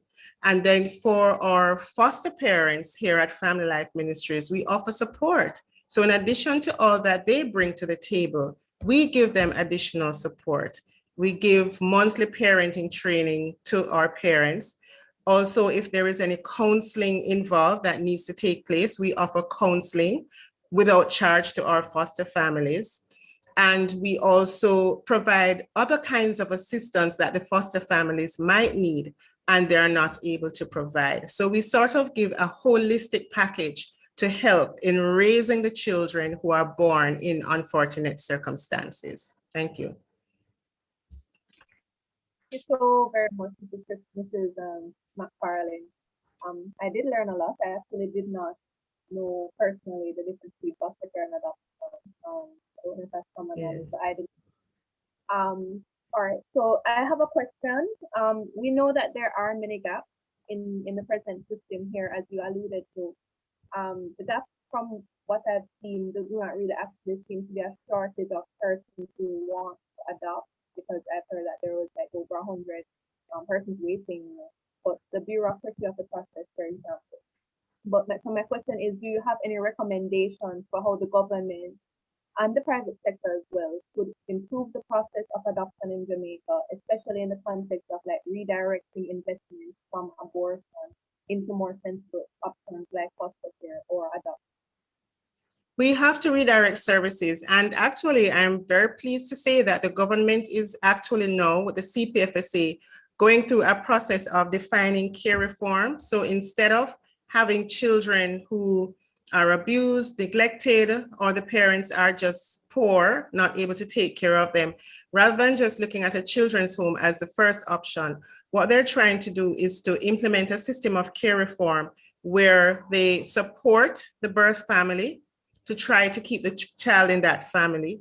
Now, if it is that the child definitely cannot stay in that family because it would be detrimental to the child, what they're trying to do is to make the system of adoption more, to try to speed the adoptions along more, because a lot of Jamaicans complain of applying to adopt a child and being on a list for years and years and years and years and nobody calls them. And so part of the care reform process that is taking place now is to make adoptions move along more quickly. And then also to move children also into foster care. So what this will look like is funds being diverted from being invested in children's homes to being invested in maintaining children in families, whether it is their birth families, adoptive families, or foster families. So in terms of care reform, funds will follow the children, not just being thrown into children's homes. really good to hear. So there will actually be incentives as well for the families to adopt, because the child will they'll get funds to care for the child in a family Well, environment. Currently the stipend that is given, first of all, our parents in Jamaica who foster children, they do it for love and not money, because the stipend that is given to parents is not really an incentive. So when someone fosters a child, you know that it is done from the heart, never for money. But with the care reform, what we're hoping now is that those funds will now be channeled into the foster care and adoption system, because what we now need are families, and recruiting families for foster care is the most difficult aspect of foster care. And so if we want more families, then we're going to have to give more financial support to families, because the records do indicate that the persons who are more inclined to foster in Jamaica, though the stipend is so low, are persons in lower socioeconomic groups, from the lower middle income levels. And so if there is no financial incentive, not in terms of a payment to the parent, but giving the parent what that person needs to raise the child, if the government is not going to do that, then recruiting parents is going to be very, very difficult. And the goal is to take 75% of the children, about 5,000, out of children's homes within the next 3 years. Therefore, parents will have to be supported to be able to take care of these children. So with care reform, as it is being envisioned, there should be a shifting in terms of how funds are spent for the care of our vulnerable children. That sounds really good. So my final question to you is, how can persons contact your services if they want more information? I would like to Okay, we're Family Life Ministries, and we're located at 1 Cecilia Avenue, Kingston 10. Many persons don't know Cecilia Avenue, but they know the road that St. Andrew High School for Girls is on. That's the same road. And our number is 876-816-0889. Thank you very much. You're welcome. Many thanks also for your presentation, Ms. McFarlane. I've learned a lot of new things. You're welcome. We could not close our discussion today without a special look at what the church is doing and can do for vulnerable women. Many in our society criticize the church that we're not doing anything. To deal with this question, we have a special guest, retired Major Richard Cook. Major Cook is president of Georgetown Community Development Foundation and also the founder and chairman of Christians United for Life. He will be speaking on the topic, the role of the church in helping vulnerable women. Thank you for joining us, Mr. Cook. We look forward to your presentation. Good evening, ladies and gentlemen. Thank you for having me. It's been a very informative session, and a lot of what I would have presented, my sisters, both Stephanie and Christina, would have said, but I'm hoping that I can put it together, help pull some of what we're saying here together. So I'm going to just share a quick presentation here, if I can get it up and going. All right, are we seeing that? Yes? Good. Yes, we're seeing. All right, right. So, so really we're talking about the role of the church in helping vulnerable women, but in this particular instance, the vulnerable women are really women who are in pregnancy crisis. And in thinking about this thing, I thought I should probably categorize these women or state the various ways in which women can be affected. So first of all, we have the women who compromise morally and end up with an unplanned pregnancy. It's a big embarrassment, it's a problem. And as somebody said, I think it was Christina said, you know, that even in the church, these women are being pressured to abort to save face. And so then we have the women who have been raped or trafficked. And this is a big problem because people think that they rape woman carrying a baby who is conceived and raped is going to be under tremendous stress mentally, which is true. But they think that an abortion is going to solve that problem. And in fact, what the evidence shows is that it's a second trauma, and therefore what the woman really needs is support to be able to come to term and then either keep her child or give it up for adoption. And then we have women who are abused in incestuous relationships. They become pregnant, and again, there is this mental stress of carrying an unwanted child because it's not conceived in the sort of circumstances that they would have wanted. So there's again pressure for the abortion. And then you have the wife or woman who does not want to be pregnant due to either financial circumstances, career concerns. I'm just launching my super career and I become pregnant. There's going to be an interruption. And this is a lifetime situation. It's not something that's going to, it's 9 months and it goes away. Once I have a child, this is for life. As I have found out at my great age, that my grown children are still my children, right? And also there are also issues around the time of life. Late pregnancies, worries about health, worries about, can we really manage a child at this time? And then there are those where the baby, as we heard Professor Wyatt share, there are complications where the baby is malformed or the baby has been, it's thought that the baby is going to have some kind of disease after delivery, sickle cell anemia, Down syndrome, cerebral palsy, and so on. And unfortunately, in these days, I have been told, and I can't say that I have evidence of it apart from verbal reports, that we are having, even here in Jamaica, our trained doctors, many of them trained in the States where they would have been trained to carry out abortions, are actually, screening our women at 6-8 weeks and then recommending, whether this baby ought to. And this has been, I believe, going on for a long time. I remember back in 1980, I think it was 85, 89. There was a woman that we knew well, Christian woman, who decided she wanted to have her baby, but she'd been told the baby was likely to have Down syndrome because she had measles in the pregnancy. And she decided she'd have her baby, and the baby turned out to be perfectly normal.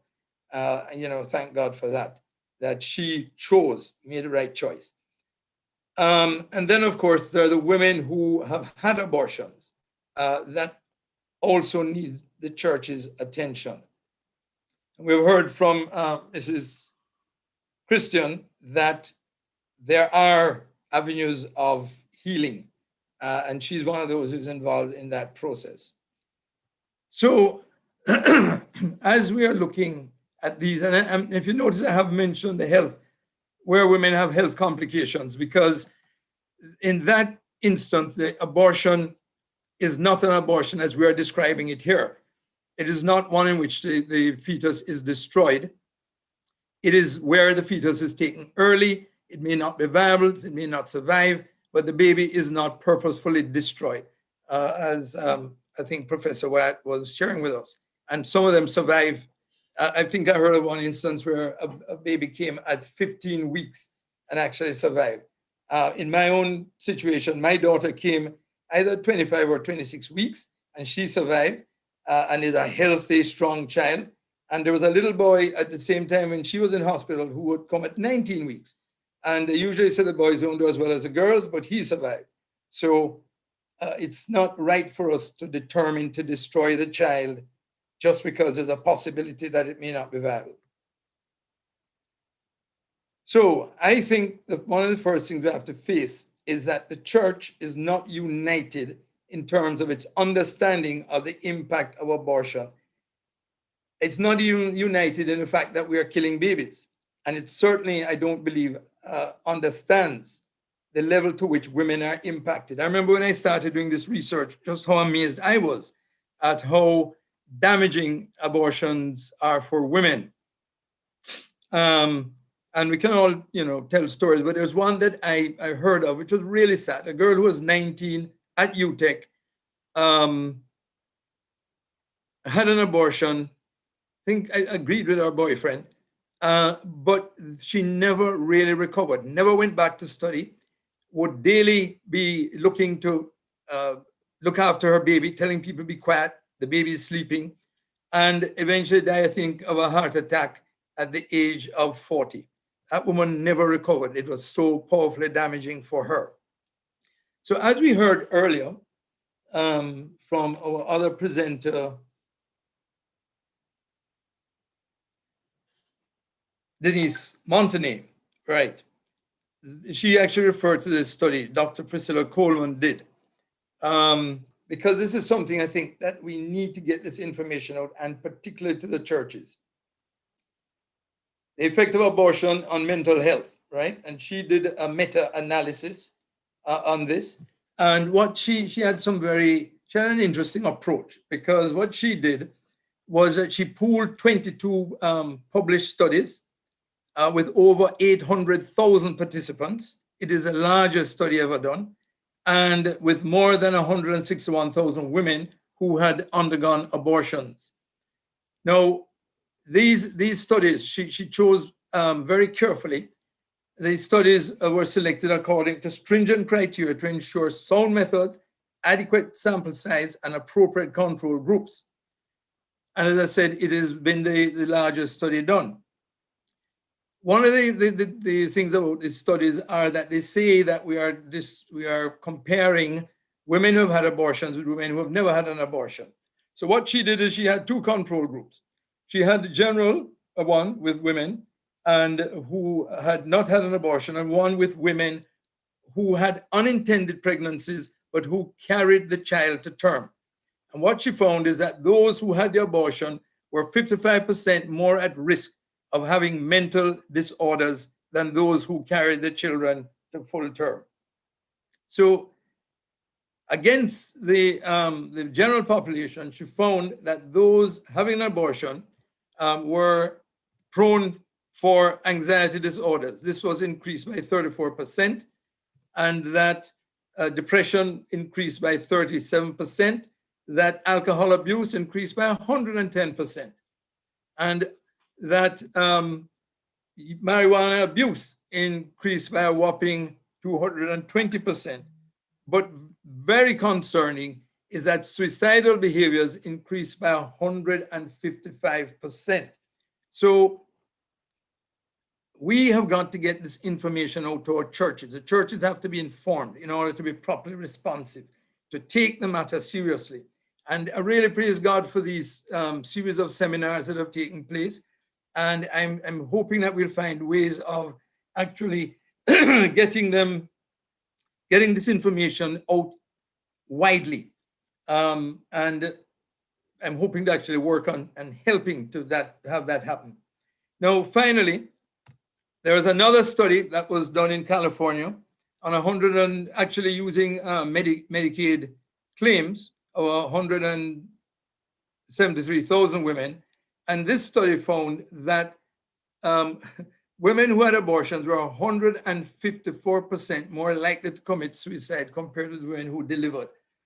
There are some other studies that were done as well, and we can actually find, I've cited this from Psychological Effects on Abortion, done by a Dr. Aaron Kheriaty from UCLA.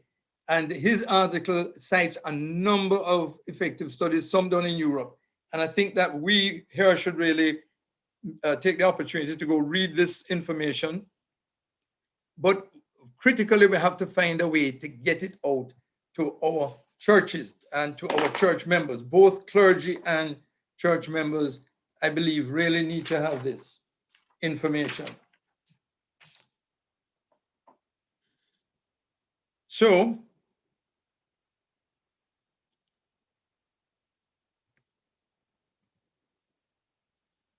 another critical issue that I want to deal with for the churches, because we're not all convinced,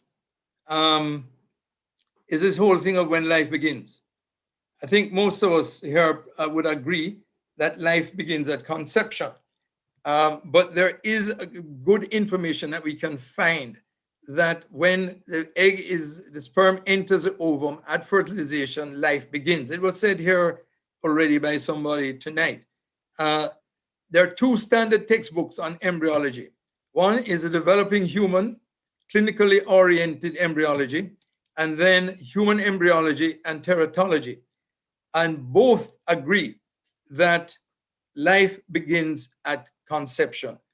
We have got to get both our congregants and our clergy aware of and convinced of this, so that they will engage in the way that they ought to with this whole matter of abortion.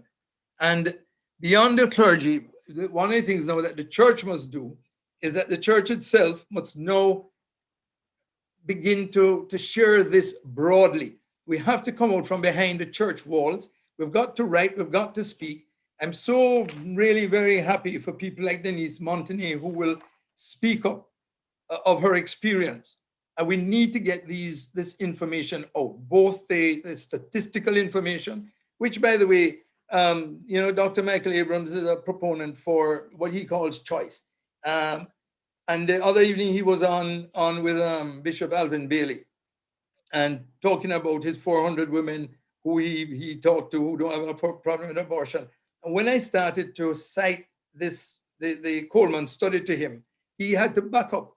And I believe if we arm ourselves with this kind of information and be willing to speak publicly, that we find that people will hear. And we need the stories, the Christina Milford stories and the Stephanie Christian stories, and the women's stories themselves, Denise's story.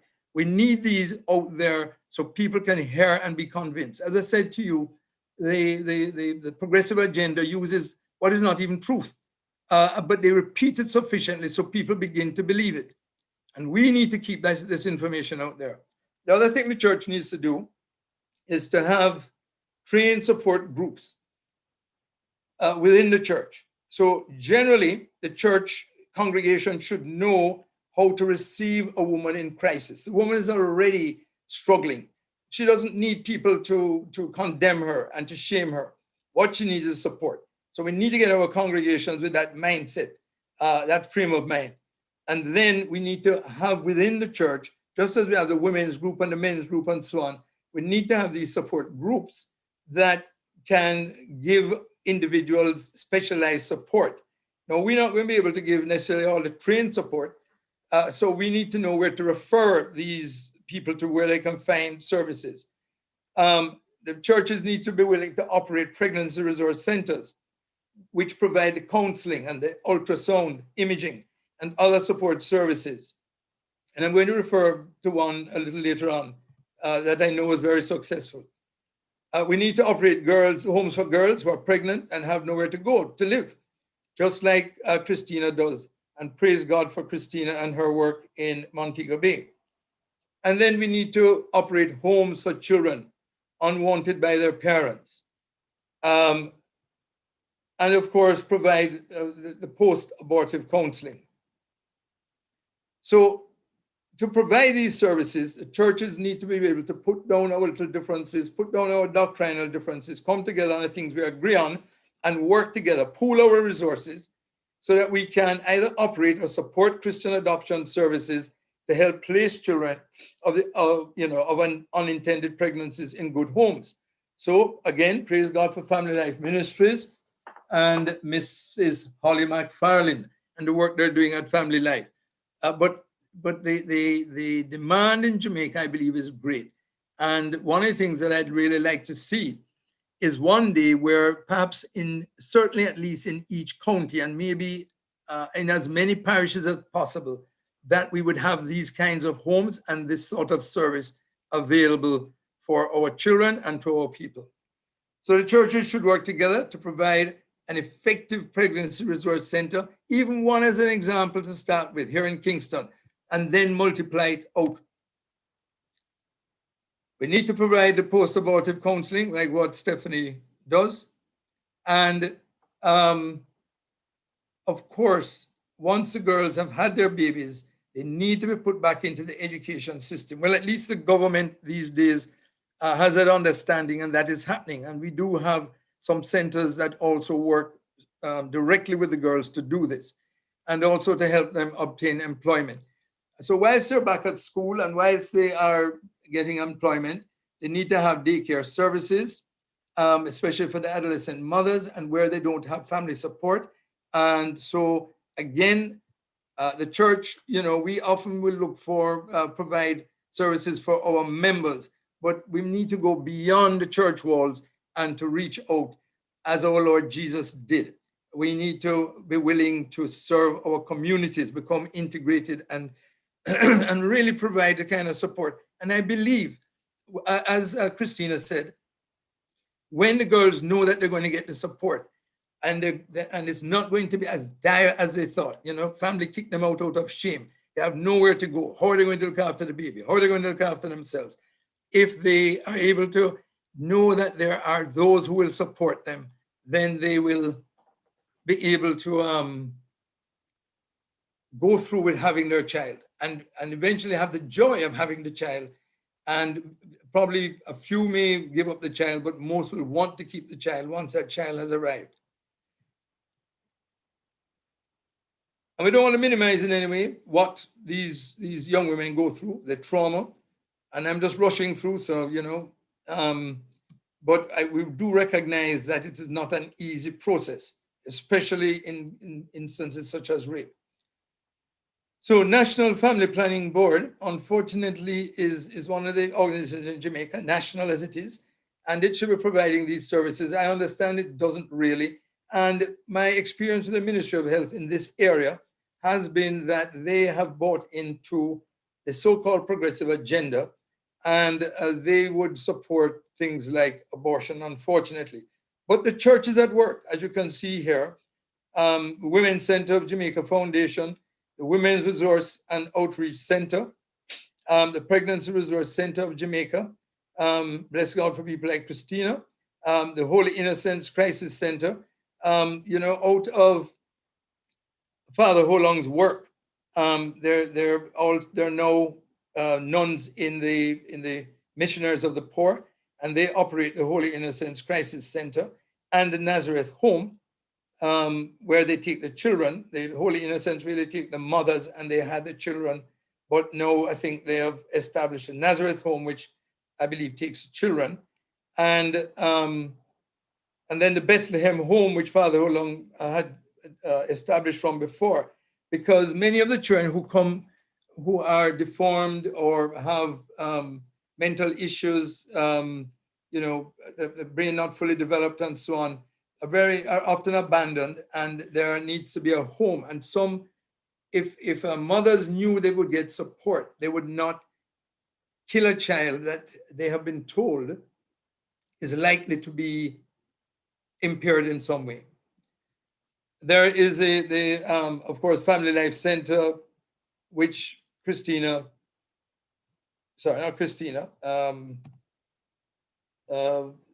Stephanie told us about. And then, of course, Family Life Ministries. So these are some of the work that is there, but this work needs to be multiplied. We need many more pregnancy resource centers of Jamaica, operated by Christina, and sorry, by the way, I know that the Women's Resource and Outreach Center is not necessarily Christian, but they do some good work with the young women who are pregnant in helping them to go through the pregnancy and actually get back into school and so on. But as I was saying, though, that we need we need to be able to allow Christina the opportunity to impart her heart to other people within the church who will have a similar heart, but then need the training and experience.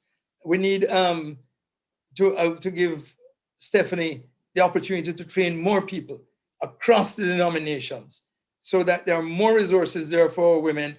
So when we say no abortion, they do have a viable and meaningful alternative. So there's a success story in the United States where there's a thing called the Women's Care Center. They have 22 centers in 7 states across the US. And they actually purposely set up many of their centers were set up either opposite to or right beside a Planned Parenthood clinic. And the idea was that they would actually reach out to the women on the way to Planned Parenthood, and they saved many a girl. And in fact, actually saw many of the Planned Parenthood clinics close down because of the work that they were doing. Our women, we don't have the issue of legal abortion clinics. There was one that was operated briefly in the early 90s, and it was shut down, praise God.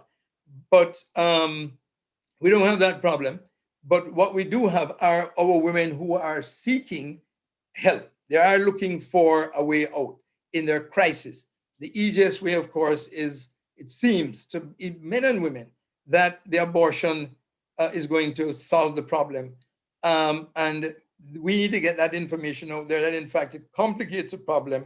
It scars them for life. You know, you don't take a human life, and a mother doesn't kill her child without having issues.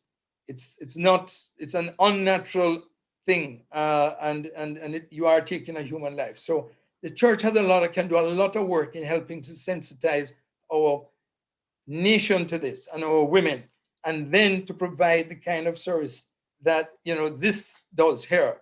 This is the same women's care center. One of their flyers, you know, pregnant, you are not alone. There's somebody to stand with you, right? So here's a women's care center, and they say, we can help. And the church needs to be willing to put resources into these kinds of ministries, because it is very needed. And I believe this is what God has called us to. And when he says in Matthew, I think it's 21, where he says, you know, where you visited me, those who visited me in prison, those who gave me something to drink. This is the kind of thing that God is going to be looking for the church, where people are really hurting to the point where they would even take the life of an unborn babe. Sometimes in ignorance, sometimes perhaps even recognizing it's a life, but out of desperation, because there's no one there to give them the help and support. So the church needs to do what it always does. We have to pray. I believe that this thing is, as we know, this thing is not just natural and normal, it's spiritual. There are mind-blinding spirits, seducing spirits at work, and we have got to pray against that. We have got to pray that the church itself will rise from its slumber and arise and do what it needs to do. So we always start in prayer, we maintain the work in prayer, we finish the work in prayer.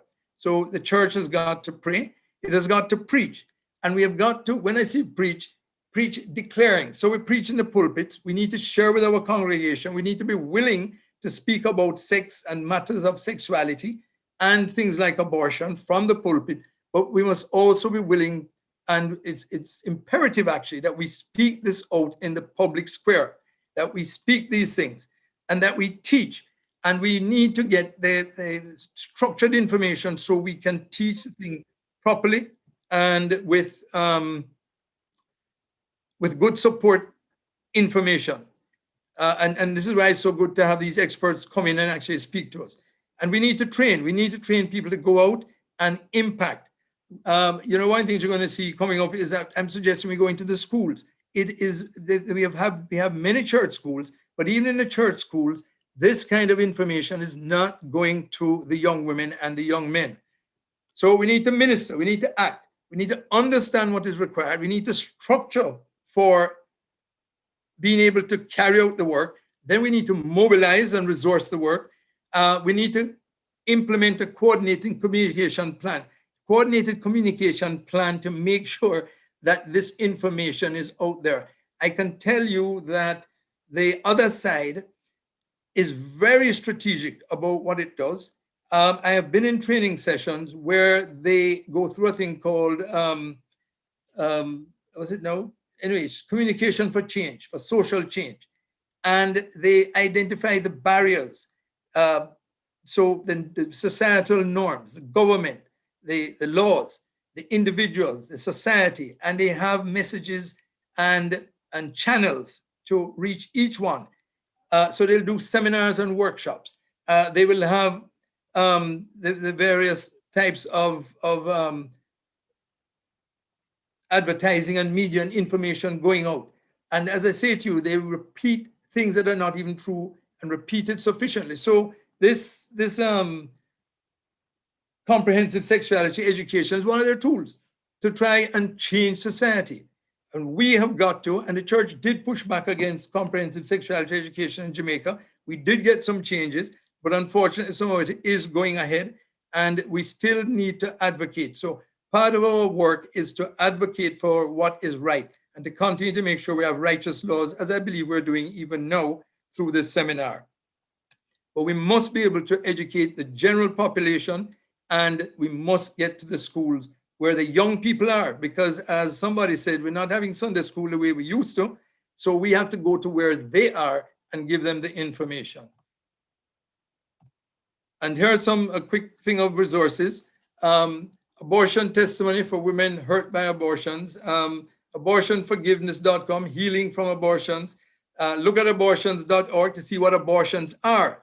And this is something that we need to, you know, the people who push abortion can never, if you try and show them anything about what an abortion is, they will never want to look at it, because it is violent and it is murder, and they know it. So they can't stand to look at it as any normal person would. I mean, I watch these things and I tell you the truth, I have cried. I've cried not just for the baby who is being destroyed, but I've cried for the doctor who is carrying out the abortion.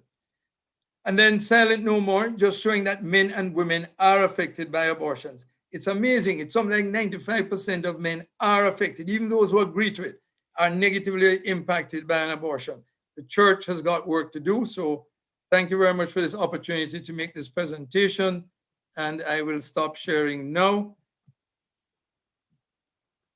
Yes. I hope that Thank was you helpful. Yes, Very helpful. very much.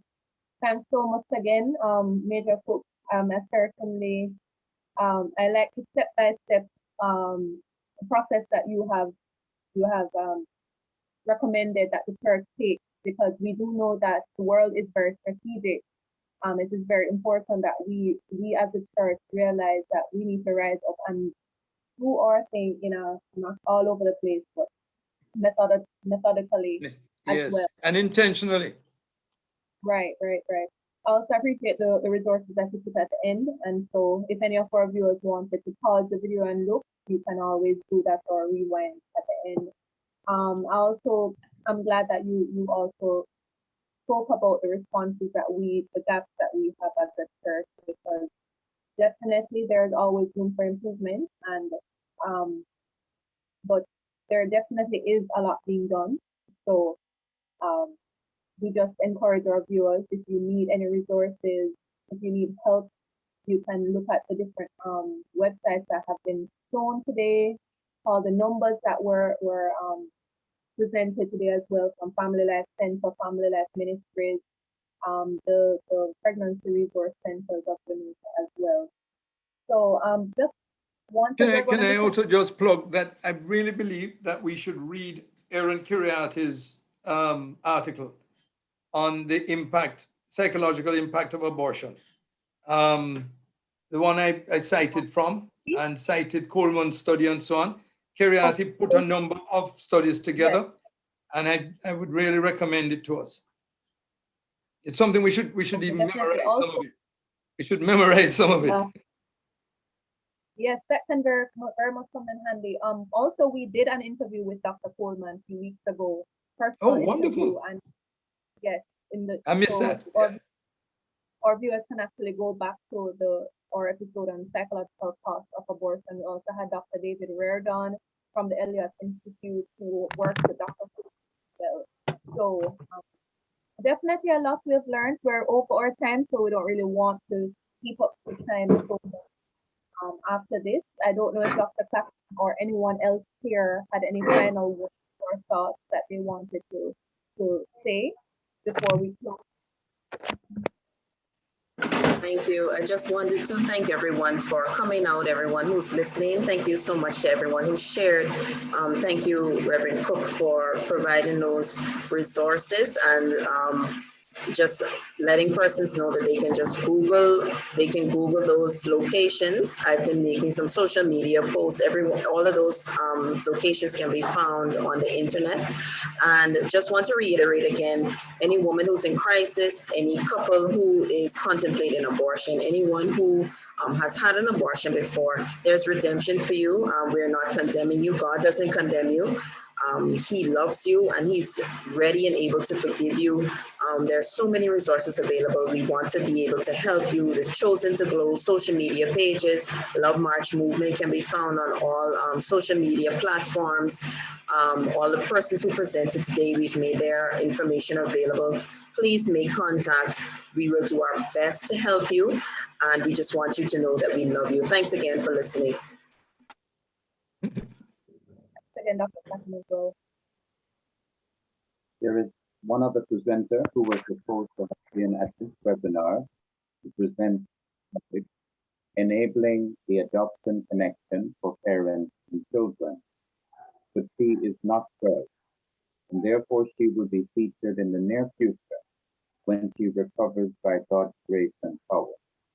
She is Sister Joanne, head of the convent for the missionaries of the poor, and also the one in charge of Holy Innocents, which offers ultrasound, accommodation for women with crisis pregnancies who are not sure what to do with their unborn children, counseling for these women, and an adoption alternative which is given to them. All right, yes, definitely. We look forward to that. And we'd also like to extend our deepest gratitude to all the presenters who shared with us today on viable alternatives to abortion. To Professor John Wyatt, Mrs. Mountainay, Mrs. Stephanie Christian, Ms. Christina Milford, Mrs. Holly McFarlane, and Major Richard Cook. We thank you all again so very much. So yes, we had quite an information-rich journey thus far by God's grace. So we have examined the claims of the CAPRI report and also today presented viable alternatives to the recommendations made. We just want to invite our viewers to view our next and final live webinar in this series next week, Wednesday, God willing, March 31. And we will be taking all of these issues to God in prayer in our 2-hour prayer marathon. Join us as we lift our nation in prayer to value life for both those who are already born and those who are yet to be born. We also will pray for our leaders across the region as they converge to learn more about healthy options in policy for women's health on April 7th on the Geneva Consensus Declaration. Just want to say that if you have any prayer requests for the nation or for yourself, do send it to Chosen to Glow Ministries through our Facebook page, and we'll also mention it in prayer for our next week's webinar. We thank you again also very much for listening, and we wish all of you a safe and blessed weekend. Thanks again. Thank you for your work too. Thank you. It's a pleasure. So thanks as well for coming and for your work.